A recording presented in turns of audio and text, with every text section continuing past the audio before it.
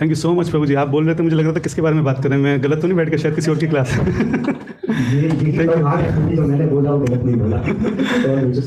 Thank you so much Prabhu ji, thank you so much. और आप सबका वरिष्ठ भक्तों का प्रभु मैं बार बार धन्यवाद करता हूँ। मुझे बहुत ऑकवर्ड सा लगता है कि इतने वरिष्ठ भक्त, जैसे बचपन में होता है ना कि छोटे छोटे बच्चों को स्टेज पे चढ़ा देते हैं और पेरेंट्स नीचे बैठ के देखते हैं कि बच्चा कितना अच्छा डांस कर रहा है कितना, तो वैसा महसूस होता है कि जो हमारे पेरेंट्स के समान है, इतने वरिष्ठ हैं, तो आज छोटे बच्चे को ऊपर बिठा के देखते हैं कि चलो देखते हैं बच्चे कैसा इनको कुछ आता भी है कि नहीं आता। Thank you so much Prabhu जी। कलयुग में एक जीव को फेवरेबल बनाना इतना कठिन कार्य है, और आप लोग ऐसे जहाँ पे घन घनात्म तरीके से कलयुग का प्रकोप है, वहाँ पे ऐसे छोटे छोटे कितने सारे सेंटर्स खुल रहे हैं। ये इस बात का प्रतीक है कि शिला प्रभुपाद जी की कितनी कृपा है। ये इस बात का प्रतीक है कि परम पूज्य गोपाल कृष्ण महाराज जी ने कैसी दूरदृष्टि थी उनकी। मुझे नहीं पता दुनिया में कोई भी और ऐसी सिटी होगी जिसमें इतने मंदिर होंगे जितने यहाँ पर हैं। मैं तो कई बार इस बात को बोलता हूँ कि हमको ना कायदे से हम सब भक्तों को दिल्ली को एस्कॉन सिटी के नाम से बोलना चाहिए, है ना। तो उसमें क्या है कि अगर हम बोलना शुरू करेंगे ना धीरे धीरे बातचीत में, सोशल मीडिया पे इधर उधर, तो ऐसा नहीं कि एक दिन में, पर कई सालों बाद क्या होगा, धीरे धीरे कानों में पड़ जाएगा लोगों के। जैसे मैंने मुगलीला प्रभु जी को भी बोला था, मैं आप बोलोगे तो एकदम इम्पैक्ट पड़ेगा, तो सब लोग बोलो कि एस्कॉन सिटी, एस्कॉन सिटी, ऐसी बोलोगे हमारी एस्कॉन सिटी, तो इधर उधर बात जाएगी, धीरे धीरे एटलीस्ट लोगों के कान में पड़ेगी, हाँ इसको एस्कॉन सिटी के नाम से जानते हैं, इतने मंदिर यहाँ पर हैं, इतने सेंटर हैं। मैं अभी यहाँ पे 1.5 महीने से हूँ और एवरी 2-3 दिन में कहीं ना कहीं जा रहा हूँ, तो मैं प्रभु जी से बोल रहा था कुछ करने की जरूरत ही नहीं, यहीं पे रहो बस, एक एक सेंटर करके करेंगे, 2-3 महीने बीत जाएंगे, फिर से ऐसे करो, यहीं पे अपने डोलते रहो। इतने मंदिर, इतने सेंटर यहाँ पे है। तो ये इस बात का प्रतीक है कि भक्त कितना मेहनत करते हैं, एक भक्त को जोड़ने में खून पसीना बहाना पड़ता है। तो आप सबका बहुत धन्यवाद है प्रभु जी, बार बार धन्यवाद से जाए। और थैंक यू सो मच, आपने मेरे ऊपर कृपा करी, मुझे ये सेवा दी ताकि मैं अपना भी चित्त शुद्ध कर सकूँ, मैं अपना ध्यान भी भगवान श्री नरसिम्हा में लगा सकूं और किसी न किसी तरह से भक्तों की भी कुछ सेवा कर सकूं, उनको प्रसन्न कर सकूं, उनका आशीर्वाद ले सकूं। Thank you so much. तो जल्दी से पहले अपने गुरुजनों का आशीर्वाद ले लेते हैं और उसके बाद आज हम बहुत ही एक स्पेशल टॉपिक के ऊपर डिस्कस करने वाले हैं। मेरे लिए भी बहुत हेल्पफुल है और आई होप कि मैं आप सबकी भी सेवा कर सकूँ और आपको भी कुछ ना कुछ अपनी भक्ति में उसके द्वारा जो है सहायता प्राप्त हो सके। ओम अज्ञानं तिमिरन्धस्य ज्ञानाञ्जनशलाकया चक्षुरुन्मिलितं येन तस्मै श्रीगुरुवे नमः। श्रीचैतन्यमनोभीष्टं स्थापितं येन भूतले स्वयं रूपः कदा मह्यं ददाति स्वपदान्कितं। वन्देऽहं श्रीगुरु श्रीयुतपदकमलं श्रीगुरुवैष्णवांश्च श्रीरूपं साग्रजातं सहगना रघुनाथान्वितं तं सजीवं साद्वैत सावधूतं परिजनसहितं कृष्णचैतन्यदेवं श्री राधा कृष्ण पादा सहगना ललिता श्री विशाखान्वितांश्च। हे कृष्णा करुणा सिंधु दीनबंधु जगतपते गोपेशा गोपिका कांत राधा कांता नमस्तुते। तप्त कांचन गौरांगी राधे वृंदावनेश्वरी विष्णुभानुसुते देवी प्रणमामि हरिप्रिये। वंशकल्पतरुभ्यश्च कृपा सिंधु भैव च पतितानां पावनेभ्यो वैष्णवेभ्यो नमो नमः। जय श्री कृष्ण चैतन्य प्रभु नित्यानंद श्री अद्वैता गदाधर शिवासादि गौर भक्तवृंदा।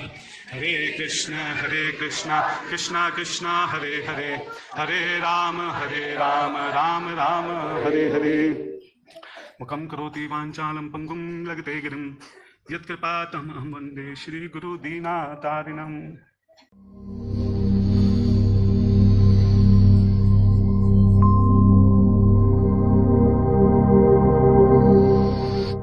तो सबसे पहले आप सब लोगों से एक प्रश्न है, उस प्रश्न के 4 ऑप्शन हैं और आपको उसमें से एक ऑप्शन चूज करना है, ठीक है। तो जब मैं पहला ऑप्शन दूंगा, जो भक्त उससे एग्री हैं वो हाथ उठा सकते हैं, फिर बोलेगा नहीं कोई भी, ठीक है, क्योंकि सब वरिष्ठ भक्त बैठे हैं यहाँ पे, तो ऐसे बता देंगे, बहुत आसान प्रश्न है। तो प्रश्न ये है कि ऐसी कौन सी आरती है जिसको हम सबसे ज्यादा बार जो है गाते हैं। पहला ऑप्शन है तुलसी आरती, यहाँ तो सारी भक्त हैं। दूसरा ऑप्शन है गौरा आरती, तीसरा ऑप्शन है गुरु आरती, चौथा ऑप्शन है नरसिंह आरती, नरसिंहदेव भगवान की जय। तो सुबह शाम हम जो है नरसिंह आरती जो है वो गाते हैं। कहीं बाहर निकलते हैं, गाड़ी में बैठते हैं, ट्रेन में बैठते हैं, कोई भी काम शुरू करते हैं, हर वक्त नरसिंहदेव जी को हम लोग स्मरण करते हैं। तो नरसिंहदेव जी हमारे सबसे प्रिय हैं, सबसे ज़्यादा बार उन्हीं की आरती गाई जाती है। तो नरसिंहदेव जी की आरती इंट्रोड्यूस कैसे हुई हम जानते हैं ना, सैन फ्रांसिस्को का इंसिडेंट।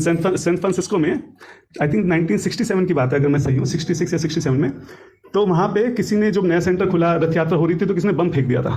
ज़्यादा स्ट्रॉन्ग बम नहीं, ज़्यादा नुकसान नहीं हुआ, लेकिन जो भी है, जब प्रभुपाद जी की बात पता लगी तो प्रभुपाद जी ने बोला कि अब समय आ गया है कि हम नरसिम्हदेव जी को अपनी प्रार्थना में सम्मिलित करें, क्योंकि अब हम जैसे जैसे बड़े होंगे वैसे वैसे लोगों को ईर्ष्या होगी, द्वेष होगा, तो इस तरह की घटनाएं आगे भी हो सकती हैं। तो नरसिम्हदेव कवच से जो हम पूरे इस्कॉन को जो है ढक देंगे। तो तब उन्होंने जो है नरसिम्हदेव आरती का जो है यहाँ पे इंट्रोड्यूस किया। तो नरसिम्हदेव जी की प्रहलाद महाराज की जो कथा है भागवतम में आती है, तीसरे स्कंद में, सातवें स्कंद में। तीसरे स्कंद में जो है मोस्टली इवेंट आता है कि कैसे 4 कुमार गए, सबको कथा पता है ना, अभी तो सबने नरसिम्हदेव मूवी भी देखी है, महाअवतार। बहुत शॉर्ट में एक बार हम डिस्कस कर लेते हैं 2 लाइन में। युधिष्ठिर महाराज जी का राजसूय यज्ञ चल रहा था, शिशुपाल आते हैं, उनका वध होता है, शिशुपाल जी की आत्मा जो है भगवान श्री कृष्ण में जाके मिल जाती है। तो वहां पे प्रश्न उठता है, युधिष्ठिर महाराज पूछते हैं, भाई जो गति जो है बड़े बड़े साधु संतों को, योगियों को प्राप्त नहीं हुई, वो जो है शिशुपाल को प्राप्त हो गई, ऐसा कैसे? तब नारद मुनि इनको स्टोरी सुनाते हैं कि शिशुपाल जो है वो आपको राक्षस लग रहे हैं, पर एक्चुअल में वो जय विजय हैं। और फिर पूरा बताते हैं कि जय विजय कैसे 4 कुमार आते हैं, कैसे उनको श्राप मिलता है। जय विजय जो है बार बार अलग अलग युगों में जो है, पहले हिरण्याक्ष और हिरण्यकशिपु के रूप में आते हैं, फिर रावण और कुंभकर्ण के रूप में आते हैं, उसके बाद जो है शिशुपाल और दंतवक्र के रूप में आते हैं, है ना। तो पूरी स्टोरी जो है वहाँ पे बताते हैं, और बताते हैं कैसे भगवान के ही भक्त हैं और भगवान स्वयं हर बार जो है इनको वापस लेने के लिए आते हैं। ठीक है, तो एक कथा यहाँ पे आती है। तो नरसिम्हदेव जी की जो आरती है वो बेसिकली 2 पार्ट्स में है। जो पहला पार्ट है वो नरसिम्हा पुराण तपन्या उपनिषद में है, और जो दूसरा पार्ट है वो जयदेव गोस्वामी जी के उनके दशावतार स्तोत्र में से लिया गया है। तो 2 हिस्सों में आरती जो है हम गाते हैं। तो आप एक बात समझिए कि हम जिस आरती को सबसे ज़्यादा बार गाते हैं पूरे दिन में, कितना जरूरी है कि हम उसके मतलब को ठीक से समझें। सिर्फ मतलब कोई नहीं, उसके भाव को ठीक से समझें। जब हमारे मुंह से वो शब्द निकल रहे हैं तो हमारे हृदय में उसके प्रति क्या भाव होना चाहिए, कितना जरूरी है। जब बार बार गा रहे हैं तो अगर सही भाव होगा, डीपर अंडरस्टैंडिंग होगी, तो कितने अच्छे से हम भगवान का स्मरण कर पाएंगे, है कि नहीं। जैसे मान लो अगर हमारे पिताजी हमको कोई गिफ्ट दें, और बहुत सुंदर गिफ्ट है, बहुत अच्छे से रैप है, और मुझे पता है कि इसके अंदर बहुत अच्छी चीज़ है, लेकिन मैं उसको कभी खोलूँ नहीं, बस बार बार उस गिफ्ट को उठाता हूँ, गले लगाता हूँ, उसको डांस करता हूँ और फिर से वापस रख देता हूँ, तो कैसा होगा? एक बार खोल कर तो देखो कि इसके अंदर क्या छुपा हुआ है, इसमें अमृत छुपा हुआ है। इसी तरह जो नरसिम्ह आरती है, इस विषय में हमारे आचार्यों ने इतना कुछ कहा है कि 7 दिन की भागवतम केवल अगर नरसिम्ह आरती पे भी हो जाए तो भी कम है। तो उस गिफ्ट को हम जरा खोल के तो देखें कि हमारे आचार्यों ने क्या क्या कहा है इसके विषय में। तो हम लोग अभी अगले 9 बजे किस टाइम तक का, कितना टाइम है पहुंचे? 9 बजे तक का ना, ठीक है। तो लगभग अगले 1.5 घंटे में हम लोग प्रयास करेंगे, जितना भी हो सके 1.5 घंटे में हम नरसिम्ह भगवान को स्मरण करेंगे और उनकी आरती के समझने का प्रयास करेंगे कि जो हम शब्दों को रोज गाते हैं उनका डीपर मीनिंग क्या है। हाँ? नरसिम्हदेव भगवान की जय। नरसिम्ह भगवान से प्रार्थना करते हैं, प्रहलाद महाराज से प्रार्थना करते हैं कि हमें बुद्धि दें, हमें चेतना दें, ताकि इन शब्दों को, जिनका इतना समुद्र से गहरा जिनका अर्थ है, हम उनके अर्थ को समझ सकें, अपनी चेतना में, अपने हृदय में उतार सकें। नरसिम्हदेव भगवान की जय, प्रहलाद महाराज की जय, श्रील प्रभुपाद जी की जय। ठीक है, तो कहाँ से नरसिम्ह आरती शुरू होती है? नमस्ते नरसिंहाय। नमस्ते, प्रणाम कर रहे हैं। खाली प्रणाम ही नहीं है, इसका बहुत डीपर मीनिंग है। नमस्ते नरसिम्ह भाया, अभी उस पर हम जाएंगे, लेकिन पहली बात यह है कि पूरे शास्त्रों का जो सार है वो श्रीमद् भगवद गीता में है। श्रीमद् भगवद गीता का क्या सार है? अगर कोई पूछे कि एक शब्द में बताओ कि श्रीमद् भगवद गीता का सार क्या है, तो हम क्या बोलेंगे? Anyone wants to try? एक शब्द में। यस प्रभु जी। शरणागति, बिल्कुल सही। पूरे भगवत गीता को अगर कोई कहे कि एक शब्द में बता दो बस, तो वो है शरणागति। 18.66 जो वर्ष है पूरे भगवत गीता का सार है, शरणागति। अच्छा, शरणागति के बाद करना क्या है? करना क्या है? तो वो भगवान ने उससे पिछले वर्ष में, अच्छा एक वर्ष ऐसा है भगवत गीता में जो 2 बार बोला गया है। किसी को पता है? प्रभु जी के नहीं, और किसी को पता है? यस माता जी। मन मना भव मत भक्तो। आप अंदाजा लगाइए कि भगवत गीता इस स्थिति में बोली गई जब युद्ध प्रारंभ होने वाला है, शंख बज चुके हैं, समझ लो। तो उस वक्त भगवान कोई भी ऐसी इधर उधर की बात नहीं करेंगे, टाइम नहीं है, एकदम इंपॉर्टेंट बात करेंगे, और उसमें भी कोई बात को रिपीट कर रहे हैं। आप सोचिए कितनी इंपॉर्टेंट होगी। अगर किसी बात को रिपीट करा जाता है, इसका मतलब कि वो जरूरी है, वो इसलिए बताई जाती है कि मिस ना हो जाए। हाँ, कितने सारे हम वर्ड्स को, अपना फेमस वर्ड जो है हरि नाम ही केवलम, रिपीट करके बोले कि बहुत जरूरी है, कलयुग में और कोई तरीका नहीं है, इसलिए उसको रिपीट करा जा रहा है। तो भगवत गीता के केवल 700 श्लोक में, जिसमें सारे वेदों का सार दिया हुआ है, उसमें नहीं, 700 के अंदर भी एक ऐसा वर्ष है जिसको रिपीट कर दिया।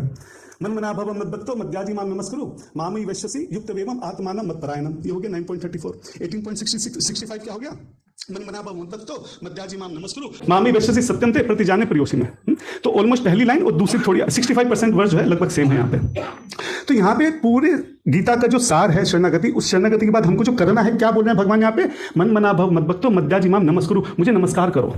हाँ, और हम नरसिंह आरती की पहली लाइन में क्या कर रहे हैं, नमस्ते नरसिंहाया।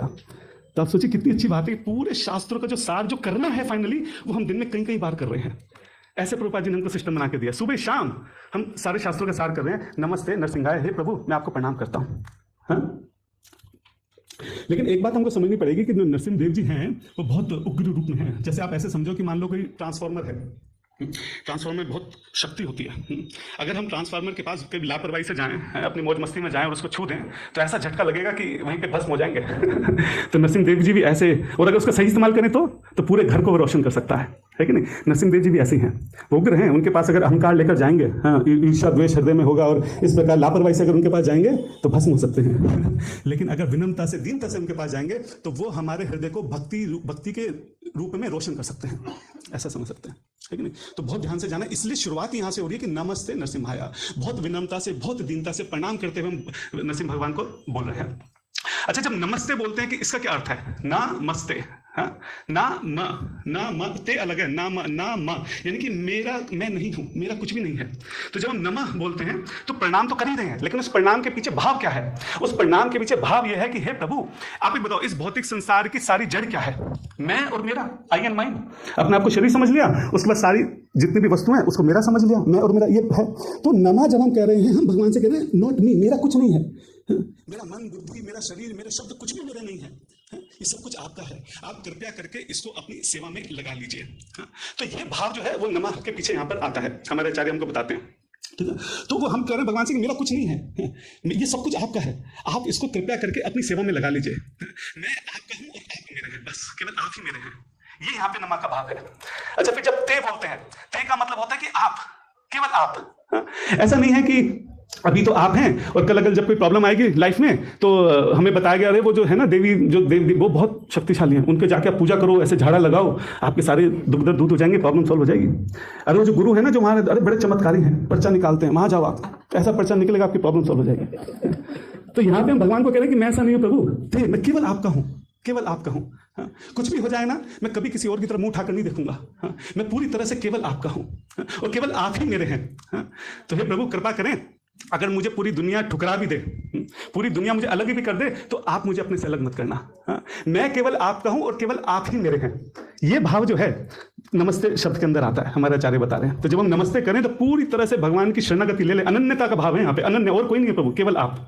हाँ, नमस्ते, हे प्रभु मैं बस आपका हूं। नमस्ते नरसिंहाया, नरसिंहाया, नर और सिंहा का अद्भुत रूप जो है भगवान ने यहाँ पे ले लिया है। तो हमारे आचार्य हमको बता रहे हैं कि देखो, नर के रूप में जो है भगवान का वात्सल्य भाव है। शेर जो होता है वो तो बहुत गरजता है, गुस्से में रहता है, आंखों से एकदम अंगारे निकल रहे हैं उनके, आंखों में, हाथों में इतने बड़े बड़े नखून हैं, इतने बड़े बड़े दांत हैं, तो वो वात्सल्य का भाव नहीं आ पाता है। शेर जो आपके आंसू नहीं पूछ सकता, शेर आपको गोद में नहीं बिठा सकता, शेर गले नहीं लगा सकता, उसके लिए नर की आवश्यकता है। तो जो वात्सल्य भाव है वो नर से आ रहा है। लेकिन नर में क्या इतनी शक्ति है कि हिरण्यकशिपु जैसे दैत्य, इतने बड़े राक्षस का वो वध कर सके, उसके साथ लड़ाई कर सके? तो जो प्रोटेक्शन का भाव है, जो वीर रस है, वो नरसिम्हा से आ रहा है। तो अगर खाली नर होते तो हमारे अंदर ये शंका रहती कि नर जो हैं क्या वो हिरण्यकशिपु का वध कर पाएंगे, स्पेशली जब हिरण्यकशिपु को वरदान मिला हुआ है कि कोई नर उनको मार ही नहीं सकता। तो खाली नर रह जाते तो हमारे अंदर जो प्रोटेक्शन का एक भाव है कि ये हमारी रक्षा कर सकते हैं, वो भाव नहीं आ पाता। और अगर खाली सिंह रह जाते तो वो वात्सल्य का भाव नहीं आ पाता।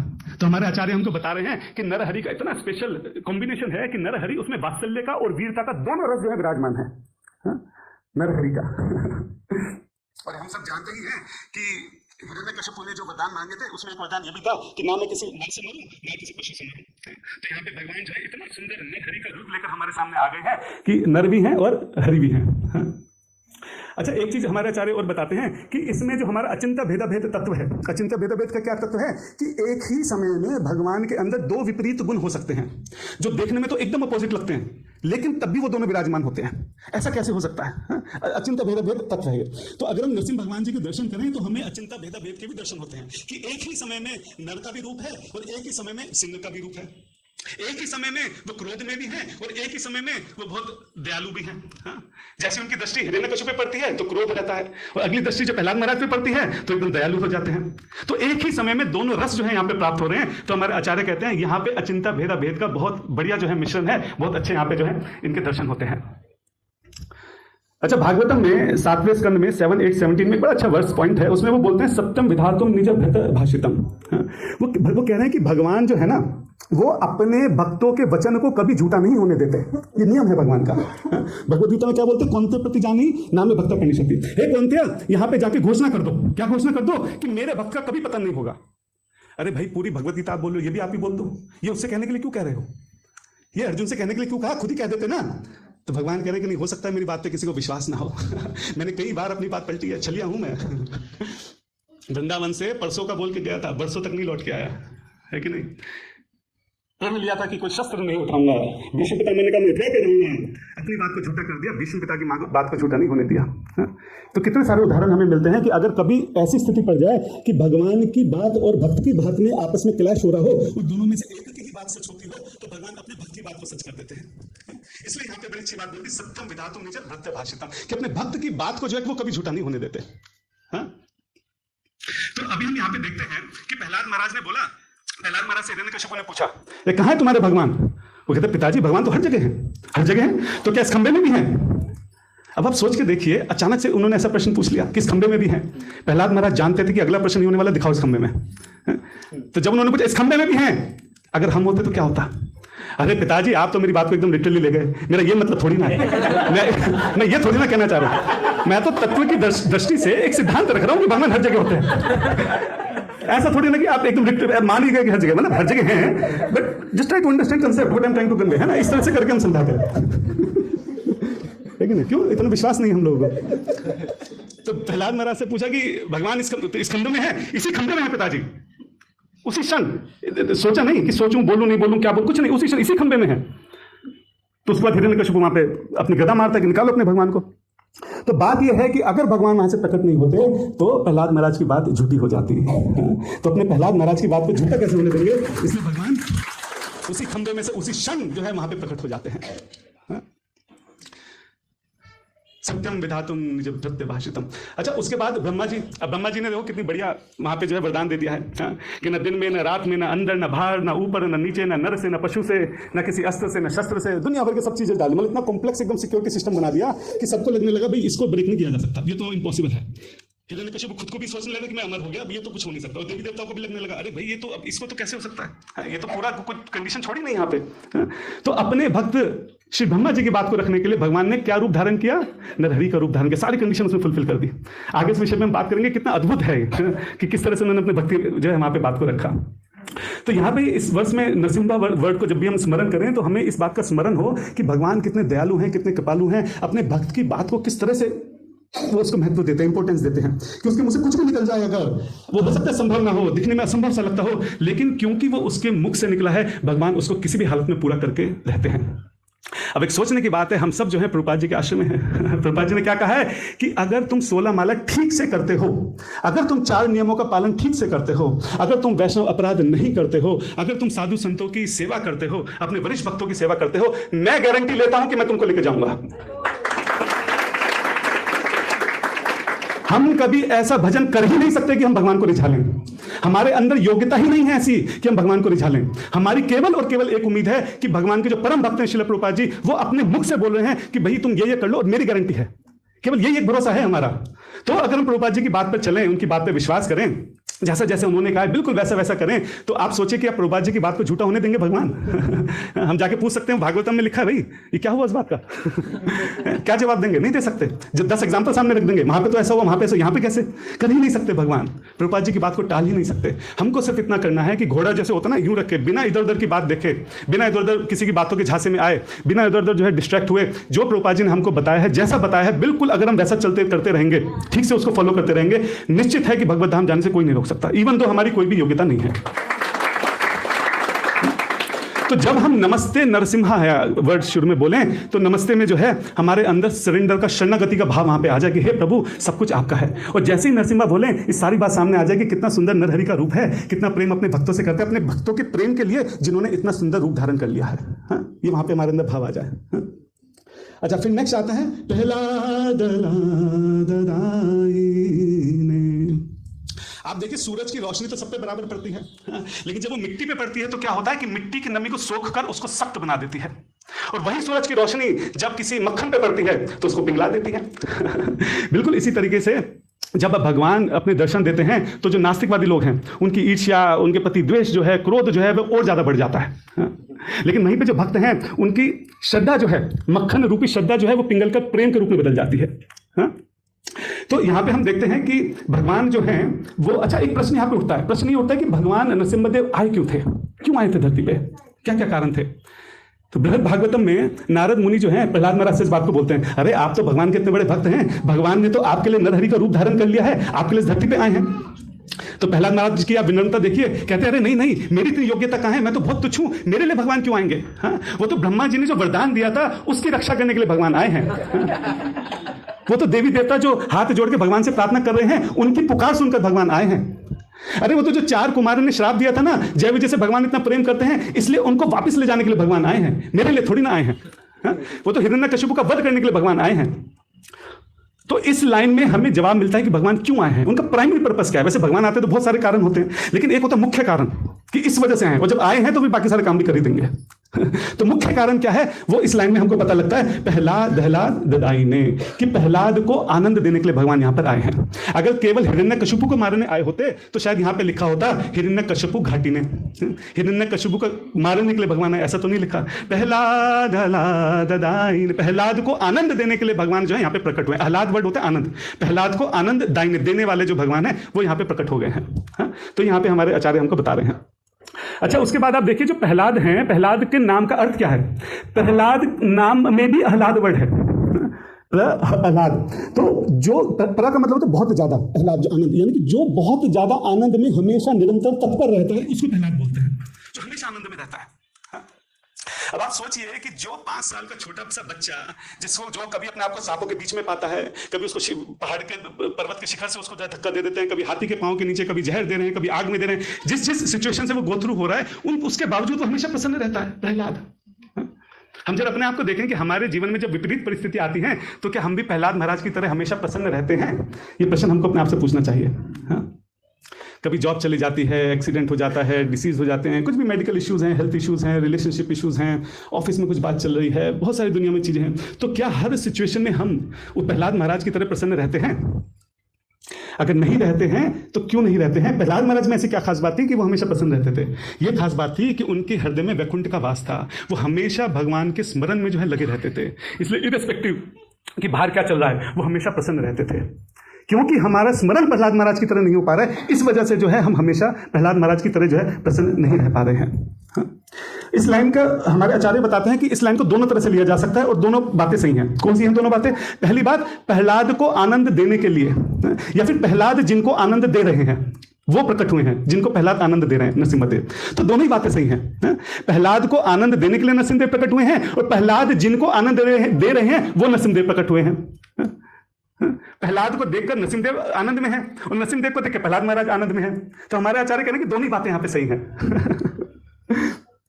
अच्छा, कई बार लोग प्रश्न उठाते हैं कि भाई भगवान को इतना क्रोध कैसे आ सकता है? भगवान तो आत्मा राम है, हमेशा प्रसन्न रहते हैं, प्रसन्न मुद्रा में रहते हैं, शांत चित्त रहते हैं, भगवान को इतना क्रोध कैसे आ सकता है? हम बोलते हैं ना, भगवत गीता में मेंशन है जो क्रोध है नरक का द्वार है, ऐसे मेंशन। तो बात यह है कि क्रोध अपने आप में गलत नहीं है, क्रोध क्यों करा जा रहा है उस बात की हमें समीक्षा करनी होगी। जनरली हमको जो क्रोध आता है इस भौतिक जगत में वो इसलिए आता है कि हमारी इच्छाएं पूरी नहीं हो पाती, हमारे हिसाब से चीजें चलती नहीं है, कोई हमारा अपमान कर देता है, कोई ऐसी परिस्थिति हो जाती है जो हमको अच्छी नहीं लगती, इसलिए हमको क्रोध आ जाता है। तो उस क्रोध को, जो फ्रस्ट्रेशन में क्रोध उत्पन्न हुआ है, उसके लिए मना किया गया कि ये क्रोध नहीं होना चाहिए। लेकिन यहां पे जो क्रोध हो रहा है वो फ्रस्ट्रेशन में नहीं हो रहा, वो कंपैशन में हो रहा है, वो प्रेम में हो रहा है। हाँ? आप सोचिए कि एक माता अपने बच्चे के साथ मान लो सड़क पे जा रही है, माता एकदम शांत कोमल चित्त की अपने शांति से अपने बच्चे के साथ जा रही है, अचानक से कुत्ता उसके ऊपर अटैक कर दे।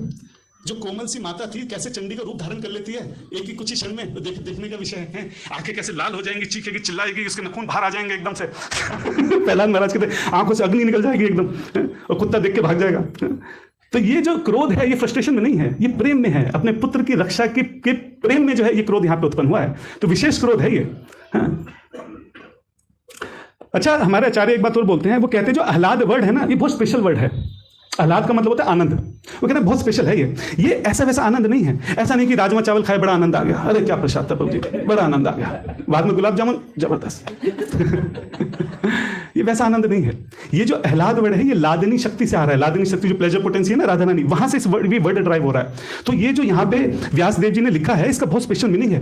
वो कह रहे हैं कि कोई छोटा मोटा आनंद नहीं आ रहा है प्रहलाद महाराज को। जैसा आनंद ब्रजवासी महसूस करते हैं भगवान श्री कृष्ण के दर्शन करके, वैसा ही आनंद प्रहलाद महाराज महसूस कर रहे हैं नरसिम्हा देव जी के दर्शन करके। तो जब श्याम सुंदर शाम को लौटते हैं और किस तरह से गोपियां जो हैं अपने द्वार के बाहर खड़े होकर उनका इंतजार करती हैं उनकी एक झलक पाने के लिए, और बहुत सुंदर दृश्य है कि कैसे ब्रजरज उड़ रही है और खूब सारी गैयां आ रही हैं पीछे से, हमारे श्याम सुंदर हाथ में मुरली लिए मोर पंख लगाए जो हैं वो चले आ रहे हैं, उनके शरीर पे धूल लगी हुई है। वो जो सुंदर दृश्य को देख के ब्रजवासियों को जो आनंद आता है वो आनंद प्रहलाद महाराज जी को यहाँ पे देख के आ रहा है। ये हमारे आचार्य यहाँ पे इस बारे में हमको बताते हैं। अच्छा, एक चीज और है कि अभी हम जो है नरसिम्हा देव जी तक कैसे पहुंचे। हमारे गौड़िया सिद्धांत में जो है जो रास्ता हमको दिखाया गया है वो अनुगत्य का रास्ता दिखाया गया है। फिर से वही बात है कि प्रहलाद महाराज जो है वो बहुत उग्र स्थिति में है कोई ऐसे लापरवाही नहीं कर सकते। तो डायरेक्ट उन तक पहुंचने की क्या हमारी योग्यता है, ये हम अपने आप से प्रश्न पूछें। क्या हमारे अंदर इतनी भक्ति है? नहीं है। तो उन तक पहुंचने का रास्ता जो है वो प्रहलाद महाराज जी से होकर निकलता है। अगर हम प्रहलाद महाराज जी का अनुगत्य ले लें, अगर हम प्रहलाद महाराज जी के इंस्ट्रक्शन के हिसाब से चलें, उनके बताए हुए रास्ते पे चलें, उनके चरणों का अगर हम आश्रय ले लें, तो जब नरसिम्हा देव जी की नजर प्रहलाद महाराज पर पड़ेगी और वो प्रसन्न होंगे, तो हो सकता है कि उनकी एक नजर उनके प्रहलाद महाराज के चरणों में बैठे हुए हमारे ऊपर भी पड़ जाए ठीक है, और वो जो उनकी कृपा दृष्टि है, जो वो प्रसन्नता है, वो हमारे को देख के भी झलक जाए। तो ये हमारी उम्मीद है। इसलिए प्रहलाद महाराज, अगर नरसिम्हा देव जी को तक पहुंचना है तो प्रहलाद महाराज जी से होकर ही जाना होगा। ये हमको यहाँ पे हमारे आचार्य हमको बता रहे हैं। तो प्रहलाद महाराज जो है वो सीक्रेट पासवर्ड है एक तरह से नरसिम्हा देव तक पहुंचने का। अब हम जब इस लाइन को बोले प्रहलाद अला ददाई, तो अभी हम क्या करें, हम भगवान से प्रार्थना करें कि हे प्रभु, आप भी हो सकता है कभी प्रहलाद महाराज की तरह हमको लेने आए, लेकिन जब तक नहीं आ रहे, कम से कम तब तक जो है हमारे हृदय को, हमारे मन के अंदर जितनी भी हमारे मन के अंदर जितनी भी अशांति है, कृपया करके आप उसको हटा दीजिए। अच्छा देखिए, प्रहलाद महाराज को लेने तो नरसिम्हा देव बाद में आए, ठीक है, लेकिन जब तक नरसिम्हा देव जी नहीं आए थे तब तक भी प्रहलाद महाराज जो थे, क्योंकि भगवान का स्मरण कर रहे थे, इसलिए शांत चित्त थे, कोई विचलित नहीं थे, वो हर वक्त शांत चित्त थे। हाँ? तो हम, हे नरसिम्हा देव, हमारी मति को भी अपने अंदर लगा लीजिए और ऐसा लगा लीजिए कि हमारा मन भी हमेशा शांत रहे, विचलित ना रहे। हम जब इस भौतिक जगत में तब तक हैं, जैसे प्रहलाद महाराज अलग अलग परिस्थिति से गुजर रहे थे, हो सकता है हमको भी ऐसी परिस्थिति से गुजरना पड़े, गुजर रहे हैं अलग अलग प्रॉब्लम से। तो इन प्रॉब्लम्स में हमारे मन को भी विचलित मत होने दीजिए, हमारे मन को भी वैसे ही शांत रखिए। हर परिस्थिति में मैं भी आपका वैसे ही स्मरण कर सकूं जैसे प्रहलाद महाराज हर स्थिति में आपका स्मरण कर रहे थे। हाँ? तो ये भाव जो है हमारे अंदर होना चाहिए जब हम इस लाइन को यहां पे बोलते हैं, ठीक है। अच्छा, एक बात ये है कि जो भक्ति है ना वो आनंददायिनी है। सुसुखम कर्तुम अव्यम, भगवद गीता में बोलते हैं ना, क्या बोलते हैं, राज विद्या राजगुह्यम पवित्रमुदम उत्तमम प्रत्यक्षावागमम धर्मम सुसुखम कर्तुम अव्यम। यानी कि भक्ति जो करते हैं उनको सुख प्राप्त होता है, उनको आनंद प्राप्त होता है। अब बात यह है कि हम खुद अपने आप से पूछें कि क्या हमको सुख और आनंद प्राप्त हो रहा है। अगर हो रहा है तो बहुत अच्छी बात है, और अगर नहीं हो रहा है इसका मतलब हम भक्ति ठीक से नहीं कर रहे। इसका मतलब ये नहीं है कि भक्ति में आनंद नहीं है, इसका मतलब कि हम भक्ति जो है वो ठीक से यहाँ पे नहीं कर रहे हैं। मान लो जैसे कोई ट्रांसफार्मर है, ठीक है, पावर प्लांट है, और उससे हमारे घर का बल्ब जुड़ा हुआ है। मान लो बल्ब जल नहीं रहा, तो क्या ट्रांसफार्मर की गलती है? सेम ट्रांसफार्मर से और हजारों बल्ब जल रहे हैं, हमारा ही नहीं चल रहा, तो ये ट्रांसफार्मर की गलती नहीं है, गलती हमारे बल्ब की है कि कहीं ना कहीं कनेक्शन फ्यूज हुआ है। तो बल्ब भी फ्यूज है या कहीं ना कहीं कनेक्शन में प्रॉब्लम है। यानी कि कहीं ना कहीं या तो हमसे वैष्णव अपराध बन गया है जिसकी वजह से बल्ब जो है वो फ्यूज हो चुका है, या कहीं ना कहीं अभी भी हमारी जो भौतिक इच्छाएं हैं इंद्रिय तृप्ति की वो पूरी नहीं हो पा रही, इस वजह से बीच में तार कहीं ना कहीं कटी हुई है। तो यहाँ पे ये प्रॉब्लम है। तो प्रहलाद महाराज जिस तरह से आनंद, अच्छा खाली नरसिम्हा देव से नहीं मांगना, हमें खुद भी अपने गुरु के बताए हुए रास्ते पर ऐसा चलना है, ऐसी सेवा करनी है कि उनको भी हम भी जो है आनंद प्रदान कर सके। उसके बाद यस्य प्रसाद भगवत प्रसाद, उसके बाद उनकी कृपा से हमको भगवत जो है प्रसाद प्राप्त हो जाएगा। एक बार गुरु प्रसन्न हो गए तो भगवान को प्रसन्न होते देर नहीं लगेगी।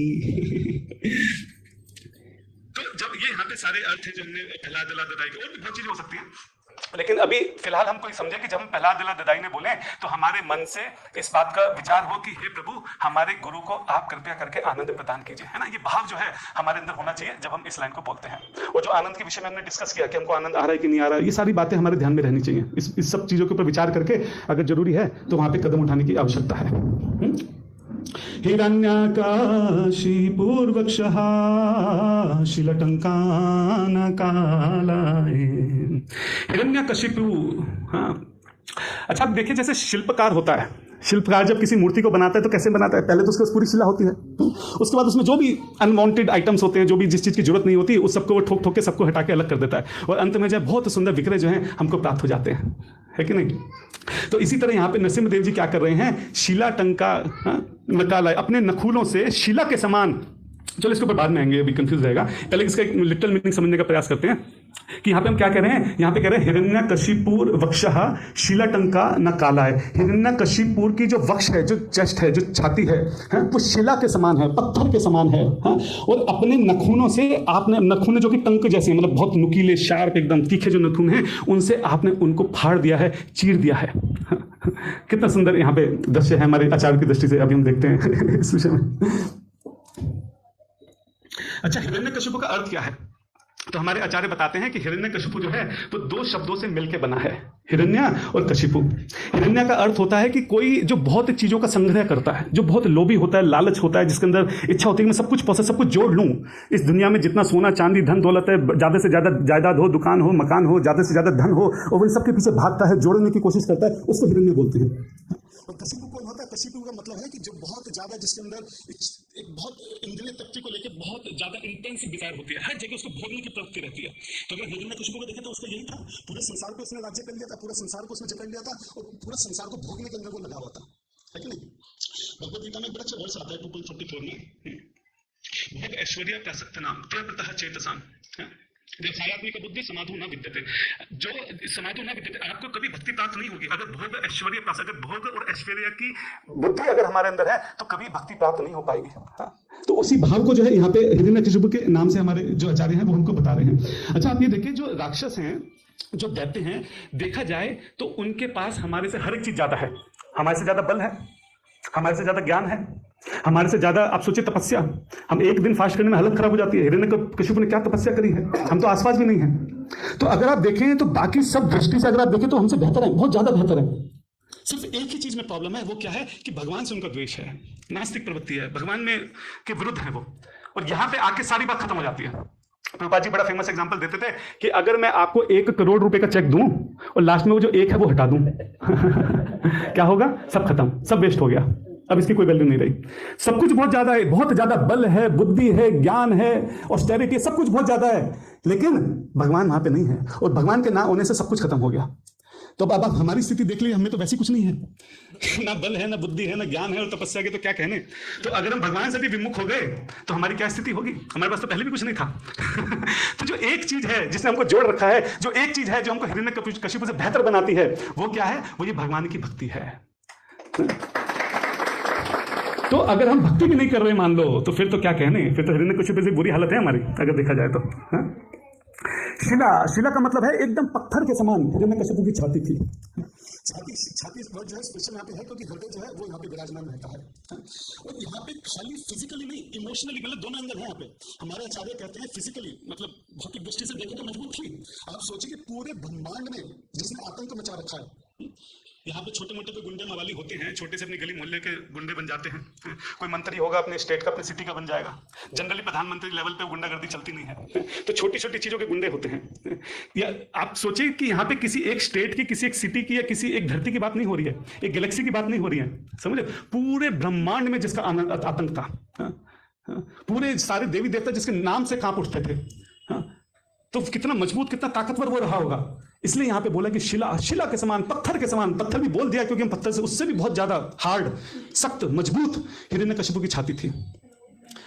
अच्छा, आप सोचिए हिरण्यकशिपु की इमोशनली भी अगर देखें तो कैसी छाती रही होगी कि अपने छोटे से मासूम से प्यारे से 5 साल के बच्चे को जो मरवाने का प्रयास कर सकता है, एक छोटे मासूम बच्चे को जो है जिंदा जो अग्नि में डाल सकता है, जिसको सांपों से कटवा सकता है, छोटे से प्यारे से मासूम से बच्चे को जो पहाड़ से, पर्वत के शिखर से जो धक्का दे सकता है, आप अंदाजा लगाइए कि उसका कैसा हृदय रहा होगा।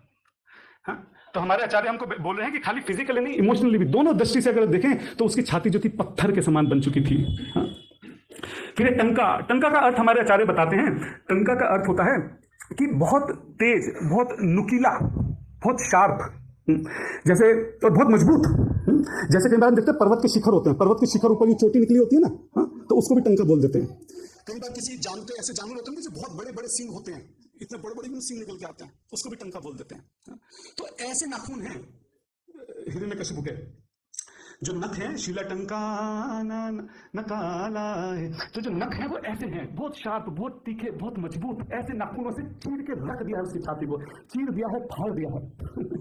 नकाला है आय का मतलब ये है कि जैसे हम बोलते हैं हिमालय आय, पुस्तकालय, हम बहुत बार इसका उदाहरण देते हैं ना अपने टीचिंग के दौरान, दुखालय जैसे बोलते हैं, तो जो उनको कैरी करता है वो, जैसे पुस्तकालय जहाँ पे पुस्तक होती है, हिमालय जहाँ पे हिम होती है, इसी तरह से नखालय जो ऐसे नाखून, जो टंका जैसे नाखून है, जिसके अंदर वो नाखून है, वो नरसिम्हदेव। यहाँ पे ये बात जो है बोली जा रही है।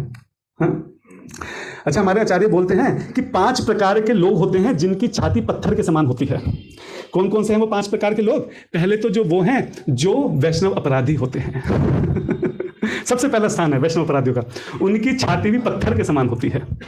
क्यों होती है? आप सोचिए कि इस जगत में हजारों लाखों में कोई एक होता है जो भक्ति करता है। मनुष्य नाम सहस्त्रेषु, भगवान भगवद गीता में, सहस्त्रों में, हजारों लाखों में कोई एक होता है जो भगवान की भक्ति करने का प्रयास करता है। और कैसी हमारी छाती है, कैसा हमारा हृदय है कि उसकी भी हम निंदा कर रहे हैं। अरे किसी भक्त को देख के तो प्रसन्न होना चाहिए, नाच उठना चाहिए, और उसकी जगह क्या कर रहे हैं? हम उसकी बुराई कर रहे हैं। ये हो नहीं सकता। ये तभी हो सकता है जब हमारा हृदय, हमारी छाती भी पत्थर के समान हो, नहीं तो संभव नहीं है। हमारे आचार्य बोल रहे हैं। तो जो वैष्णव अपराधी हैं उनकी छाती भी पत्थर के समान है, और पत्थर के समान जिनकी छाती है, नरसिम्हदेव उनका क्या करते हैं ये सब हम लोग अच्छे से जानते हैं, उसको बताने की आवश्यकता नहीं है। ठीक है, हम जल्दी जल्दी आगे बढ़ते हैं, व्याख्या करेंगे तो बहुत टाइम लग जाएगा, ऑलरेडी 8 बज गए। इसी तरह कह रहे हैं जो नास्तिकवादी लोग हैं उनकी छाती भी पत्थर के समान होती है, जो मायावादी हैं उनकी छाती भी पत्थर के समान होती है, जो देवी देवताओं की पूजा करते हैं कि बस अपना काम निकालने की प्रवृत्ति में जो रहते हैं उनकी छाती भी पत्थर के समान होती है, और जो मिथ्याचारी होते हैं कि जो अंदर से कुछ और बाहर से कुछ होते हैं उनकी छाती भी जो है पत्थर के समान होती है। मिथ्याचारी वर्ड बोला यहाँ पे, तो हमको ध्यान रखना चाहिए। हम धोती कुर्ता पहन के, अपने लिए बोल रहा हूँ मैं, तिलक कंठी लगा के एकदम डिवोटी बन के बाहर निकलते हैं, yes Prabhu ji I am your servant, तो हृदय में क्या चल रहा है ये सोचने की बात है। और अगर हृदय में जो चल रहा है बाहर जो चल रहा है अगर वो दोनों अलग हैं, तो यहाँ पे हमारे आचार्य कहते हैं उनकी छाती भी पत्थर के समान है। इसका बहुत डिटेल मीनिंग है, लेकिन अभी हम उन सब में नहीं जाएंगे। ठीक है, तो जब हम सबने नरसिम्ह जी की, ये देखिए बहुत सुंदर पेंटिंग जदुरानी माता जी ने बनाई थी।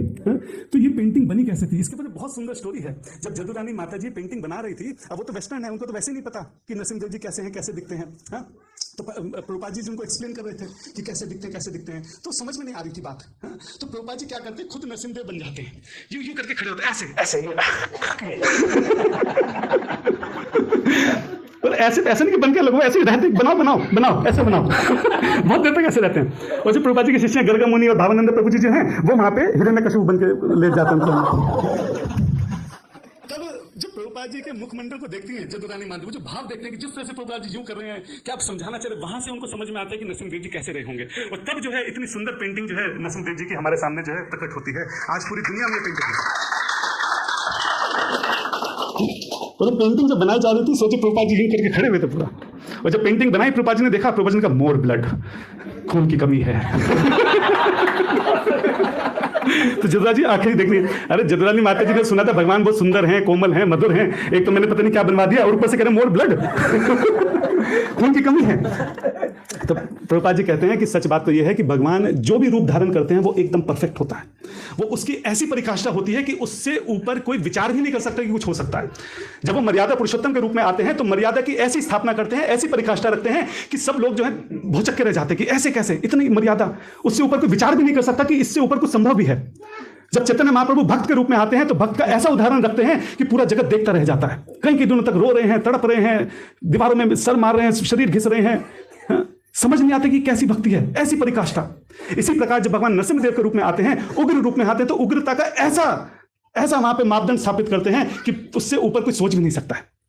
आप जरा अंदाजा लगाइए कि नरसिम्हदेव जी ने क्या क्या माहौल बनाया होगा। आप जरा इमेजिन कीजिए, सूरज ढल रहा है, रात होने वाली है, खूब तेज वहां पे जो हवाएं चल रही हैं, लाखों करोड़ों जो सैनिक हैं वो मारे जा चुके हैं, चारों तरफ चीख पुकार चल रही है, हवा कितनी तेज वो गर्जना कर रहे हैं, पूरा भूमंडल जो हिल रहा है, पूरी धरती जो है कांप रही है, पूरे देवी देवता जो है वो बादलों के पीछे छुप रहे हैं। जरा अंदाजा लगाइए क्या माहौल होगा। उसके बाद हिरण्यकशिपु को यहां पर फाड़ दिया है, उसकी अंतड़ियां निकाल के गले में डाल रही हैं, तेज गर्जना कर रहे हैं। जरा अंदाजा लगे क्या उग्र रूप रहा होगा। अगर कोई कहे कि इससे उग्र हो सकता है, आप कहोगे इससे ज्यादा नहीं हो सकता। हम अभी भी सोच नहीं पा रहे हैं। आप अंदाजा लगाइए कि भगवान का क्या कितना बड़ा शरीर रहा होगा, हिरण्यकशिपु का कैसा शरीर रहा होगा, हाँ? क्या स्थिति रही होगी। एक बार जैसे उसको तुम विजुलाइज करने की भी कोशिश करें, थोड़ा बहुत मूवी में दिखाया है, लेकिन मैं बोलूंगा जो असली में हुआ होगा मूवी में आसपास नहीं आ पाए, क्योंकि हम लोग सोच नहीं पाए। ये अभी की बात नहीं है, ये इस सतयुग की बात नहीं है, ये छठे मनवंतर की बात, अभी 7वां चल रहा है।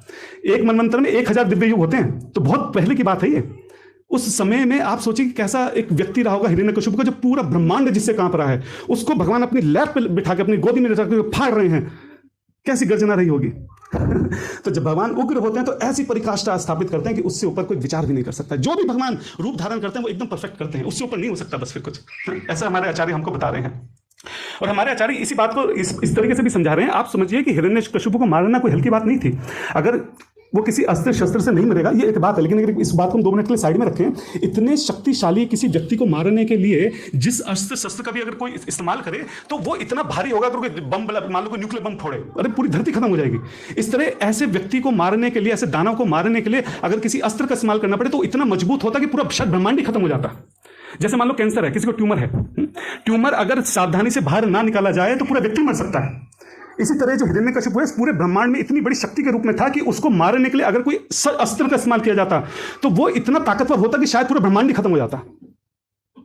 लेकिन फिर भी यहां पे हमारे नरसिंहदेव जी जो हैं, आप सोचिए अपने नाखूनों से जो है उसको काट रहे हैं, और इतने आराम से काट रहे हैं कि 2 इंच दूर पे प्रहलाद महाराज खड़े हैं, उनको कोई खरोच तक नहीं आ रही है। समझ हिरण्यकशिपु।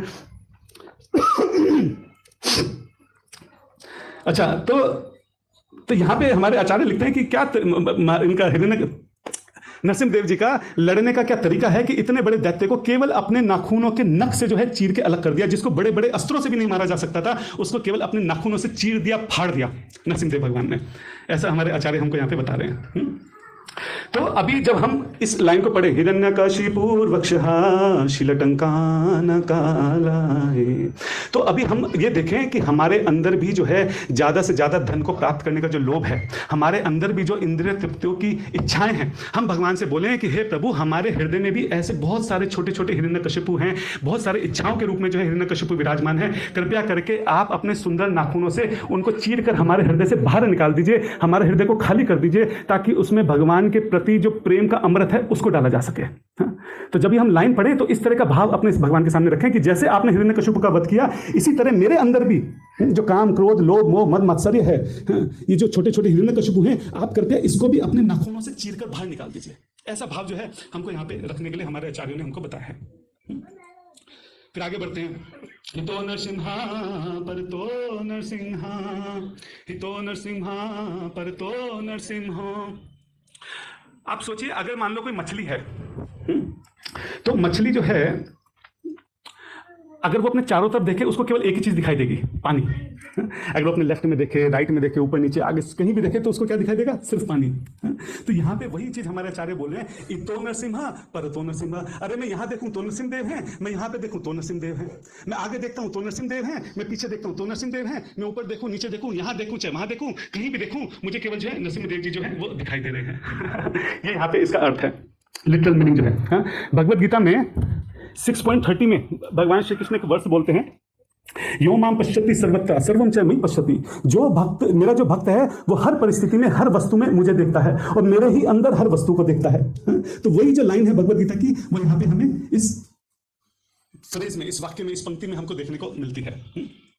अच्छा, इसका एक अर्थ हमारे आचार्य ये भी बताते हैं कि जब हम बोलते हैं इतो नरसिम्हा परतो नरसिम्हा, तो हमारे आचार्य कहते हैं कि इसका एक अर्थ ये भी है कि इस पूरे भौतिक संसार में तो हर जगह आप हो ही, एक्चुअली में इतो नरसिम्हा, इस पूरे भौतिक संसार में परतो नरसिम्हा, और इस भौतिक संसार से परे वहां पे भी केवल आप ही हो। तो ये आचार्य हमारे यहाँ पे इनको बता रहे हैं। एक बात हमारे आचार्य बड़ी अच्छी बोलते हैं, वो अब ये हम सबके काम की बात है। वो कहते हैं कि क्या है, हम सबके जीवन में अच्छी परिस्थिति भी आएंगी, बुरी परिस्थिति भी आएंगी। माता शास्त्र कौनते शीतोष्ण सुख दुखदा आगम पाइनो अनित्यासम तितिक्षा शुभारता। सुख और दुख जैसे हमारे जीवन में आते हैं, जैसे सर्दी और गर्मी आती है, इसी प्रकार सुख और दुख भी आते हैं, सबके जीवन में आएंगे। तो कह रहे हैं इतो नरसिम्हा परतो नरसिम्हा। अरे जब मेरा बहुत अच्छा समय चल रहा है, बहुत अनुकूल समय चल रहा है, सब चीजें मेरे अनुसार हो रही हैं, इतो उस परिस्थिति में भी हे भगवान मैं आपका स्मरण कर सकूं कि आपकी कृपा से सारा कार्य बहुत अच्छे से चल रहा है। और जब विपरीत परिस्थितियां हों, जब हेल्थ इश्यूज हो, जब तबियत खराब हो, जब कोई हमको धोखा दे दे, परिवार में अलग अलग इश्यूज हो, हों, फैमिली इश्यूज हों, ऐसी जब परिस्थिति में मैं फंसूं तो भी मैं समझ लूं कि हे प्रभु ये आप ही की इच्छा से, आप ही की अनुमति से चल रहा है, तो इतो नरसिम्हा परतो नरसिम्हा। चाहे ऐसी परिस्थिति हो चाहे वैसी परिस्थिति हो, हर परिस्थिति में हे नरसिम्हदेव मैं आपका स्मरण कर सकूं। ये भाव जो है यहाँ पे हमारे आचार्य हमको बता रहे हैं। जैसे मान लो एक बच्चा है, अगर वो भाग रहा है, हाँ, उसकी माता जो है उसको आगे आगे भाग जाए। छोटे बच्चे भागते हैं, माँ बाप पीछे पीछे नहीं भागते ना कि गिर ना जाए, हाँ? तो आगे आगे तो माता जी भाग रही है, पीछे पीछे पिताजी भाग रहे हैं, दोनों तरफ से प्रोटेक्शन है। बच्चा भाग रहा है, बच्चे को पता है कि अगर मैं गिर गया तो मेरे आगे भी माता है, पीछे भी पिता है, तो निश्चिंत होकर भागता है। हाँ? तो अगर हम हितो नरसिम्हा परतो नरसिम्हा रखेंगे तो हम भी उस बच्चे की तरह निश्चिंत होकर जो है इस भौतिक संसार में भाग सकते हैं, हाँ? कि हमारे माता पिता जो है, नरसिम्हदेव जी जो है हमारा माता पिता की भांति जो है हमारा टेक केयर करने के लिए, हमें बचाने के लिए, हमारी रक्षा करने के लिए हमेशा वहां पर है। अच्छा, हितो नरसिम्हा परतो नरसिम्हा खाली भक्त के लिए नहीं है। ये हिरण्यकशिपु के लिए भी था, क्योंकि जब पिलर से, जब खंभे से नरसिम्हदेव प्रकट हुए थे उस वक्त इतनी तेज गर्जना हुई थी, इतनी तेज गर्जना हुई थी कि एक बार को हिरण्यकशिपु भी डर गया। आप सोचिए, इतना बड़ा दैत्य, एक बार को वो भी घबरा गया था। इतनी तेज गर्जना के साथ पूरी धरती वहां पे कांप रही थी, तो एकदम देख के घबरा गया। उसने हितो नरसिम्हा मैं भागता हूं, जैसे उसने गेट की तरफ देखा वहां भी नरसिम्हदेव थे। तो इतो नरसिम्हा परतो नरसिम्हा हमारे आचार्य कह रहे हैं कि ये हिरण्यकशिपु के लिए, अरे यहाँ भी नरसिम्हदेव है, मैं भागू जहां भी भाग रहा हूं वहां भी नरसिम्हदेव दिखाई दे रहे हैं। इतो नरसिम्हा परतो नरसिम्हा तो खाली भक्त के लिए नहीं है, भक्त को प्रेम के कारण जो है भगवान हर जगह दिखाई दे रहे हैं। और जो हिरण्यकशिपु है, जो नास्तिकवादी लोग हैं, उनको दोनों के कारण जो है भगवान हर जगह दिखाई दे रहे हैं। जितने नास्तिकवादी लोग हैं, एथीस्ट चैनल है, अगर आप देखें तो उनकी वो भी सारा दिन बातें तो भगवान की करते हैं, सारा दिन इस बात को प्रूफ करने में लगे रहते हैं कि भगवान जैसी कोई चीज नहीं है, लेकिन स्वयं भगवान का रहता है। इतो नरसिम्हा परतो नरसिम्हा चैनल चल रहे हैं नास्तिकवादी लोगों का। तो चाहे भक्त हो चाहे नास्तिक हो, दोनों के लिए ही इतो नरसिम्हा परतो नरसिम्हा जो है वो वैलिड है। अच्छा, एक यहाँ पे एक भाव और भी आता है कि अभी तो मैं नरसिम्हदेव जी की आरती गा रहा हूँ, ठीक है, लेकिन मेरा लक्ष्य क्या है, एक बार नरसिम्हदेव जी पसंद हो जाए फिर मैं स्वर्ग में जाऊंगा। फिर मैं जो हूँ लाइट बन के कुछ इम्पर्सनलिस्ट की तरह, हाँ, ऐसा कुछ लक्ष्य है क्या हमारा? नहीं। यहाँ पे हम क्या कह रहे हैं कि हितो नरसिम्हा परतो नरसिम्हा। हे प्रभु, इस जन्म में भी मुझे आपकी भक्ति करनी है, और इस जन्म के बाद मैं जहां भी जाऊं वहां पे भी मुझे आपकी भक्ति करनी है। मुझे और कुछ नहीं चाहिए, मुझे स्वर्ग नहीं चाहिए, हाँ, मुझे और कोई किसी भी और स्थान पे नहीं जाना है, मुझे केवल आपके पास आना है। इतो नरसिम्हा परतो नरसिम्हा, ऐसा भाव जो है यहाँ पे हमको बता रहे हैं। फिर वो कह रहे हैं कि भगवान का केवल विग्रह में है, केवल जब नरसिम्हदेव जी की विग्रहों के दर्शन करें, उनके पेंटिंग के दर्शन करें, तो क्या केवल वहीं पे हैं भगवान? नहीं, हितो नरसिम्हा, यहाँ पर तो ही परतो नरसिम्हा, जहां दिख रहे हैं और जहां नहीं दिख रहे हैं हर जगह नरसिम्हदेव हैं। तो ये भाव यहाँ पर है। ऐसा नहीं है कि केवल ऑल्टर में, केवल पेंटिंग में, ये भाव हमको अपने अंदर डेवलप करना है कि नरसिम्हदेव हर जगह विराजमान है। हमारी भक्ति नहीं है, हमारा विश्वास नहीं है, वो हमारी प्रॉब्लम है, लेकिन वो विराजमान तो है। ऐसा नहीं कि प्रहलाद को विश्वास था इसलिए भगवान पिलर में आ गए, वो थे वहीं पे, वो तो उसके विश्वास की वजह से बाहर आ गए। भगवान जो है वो तो कण कण में विराजमान है।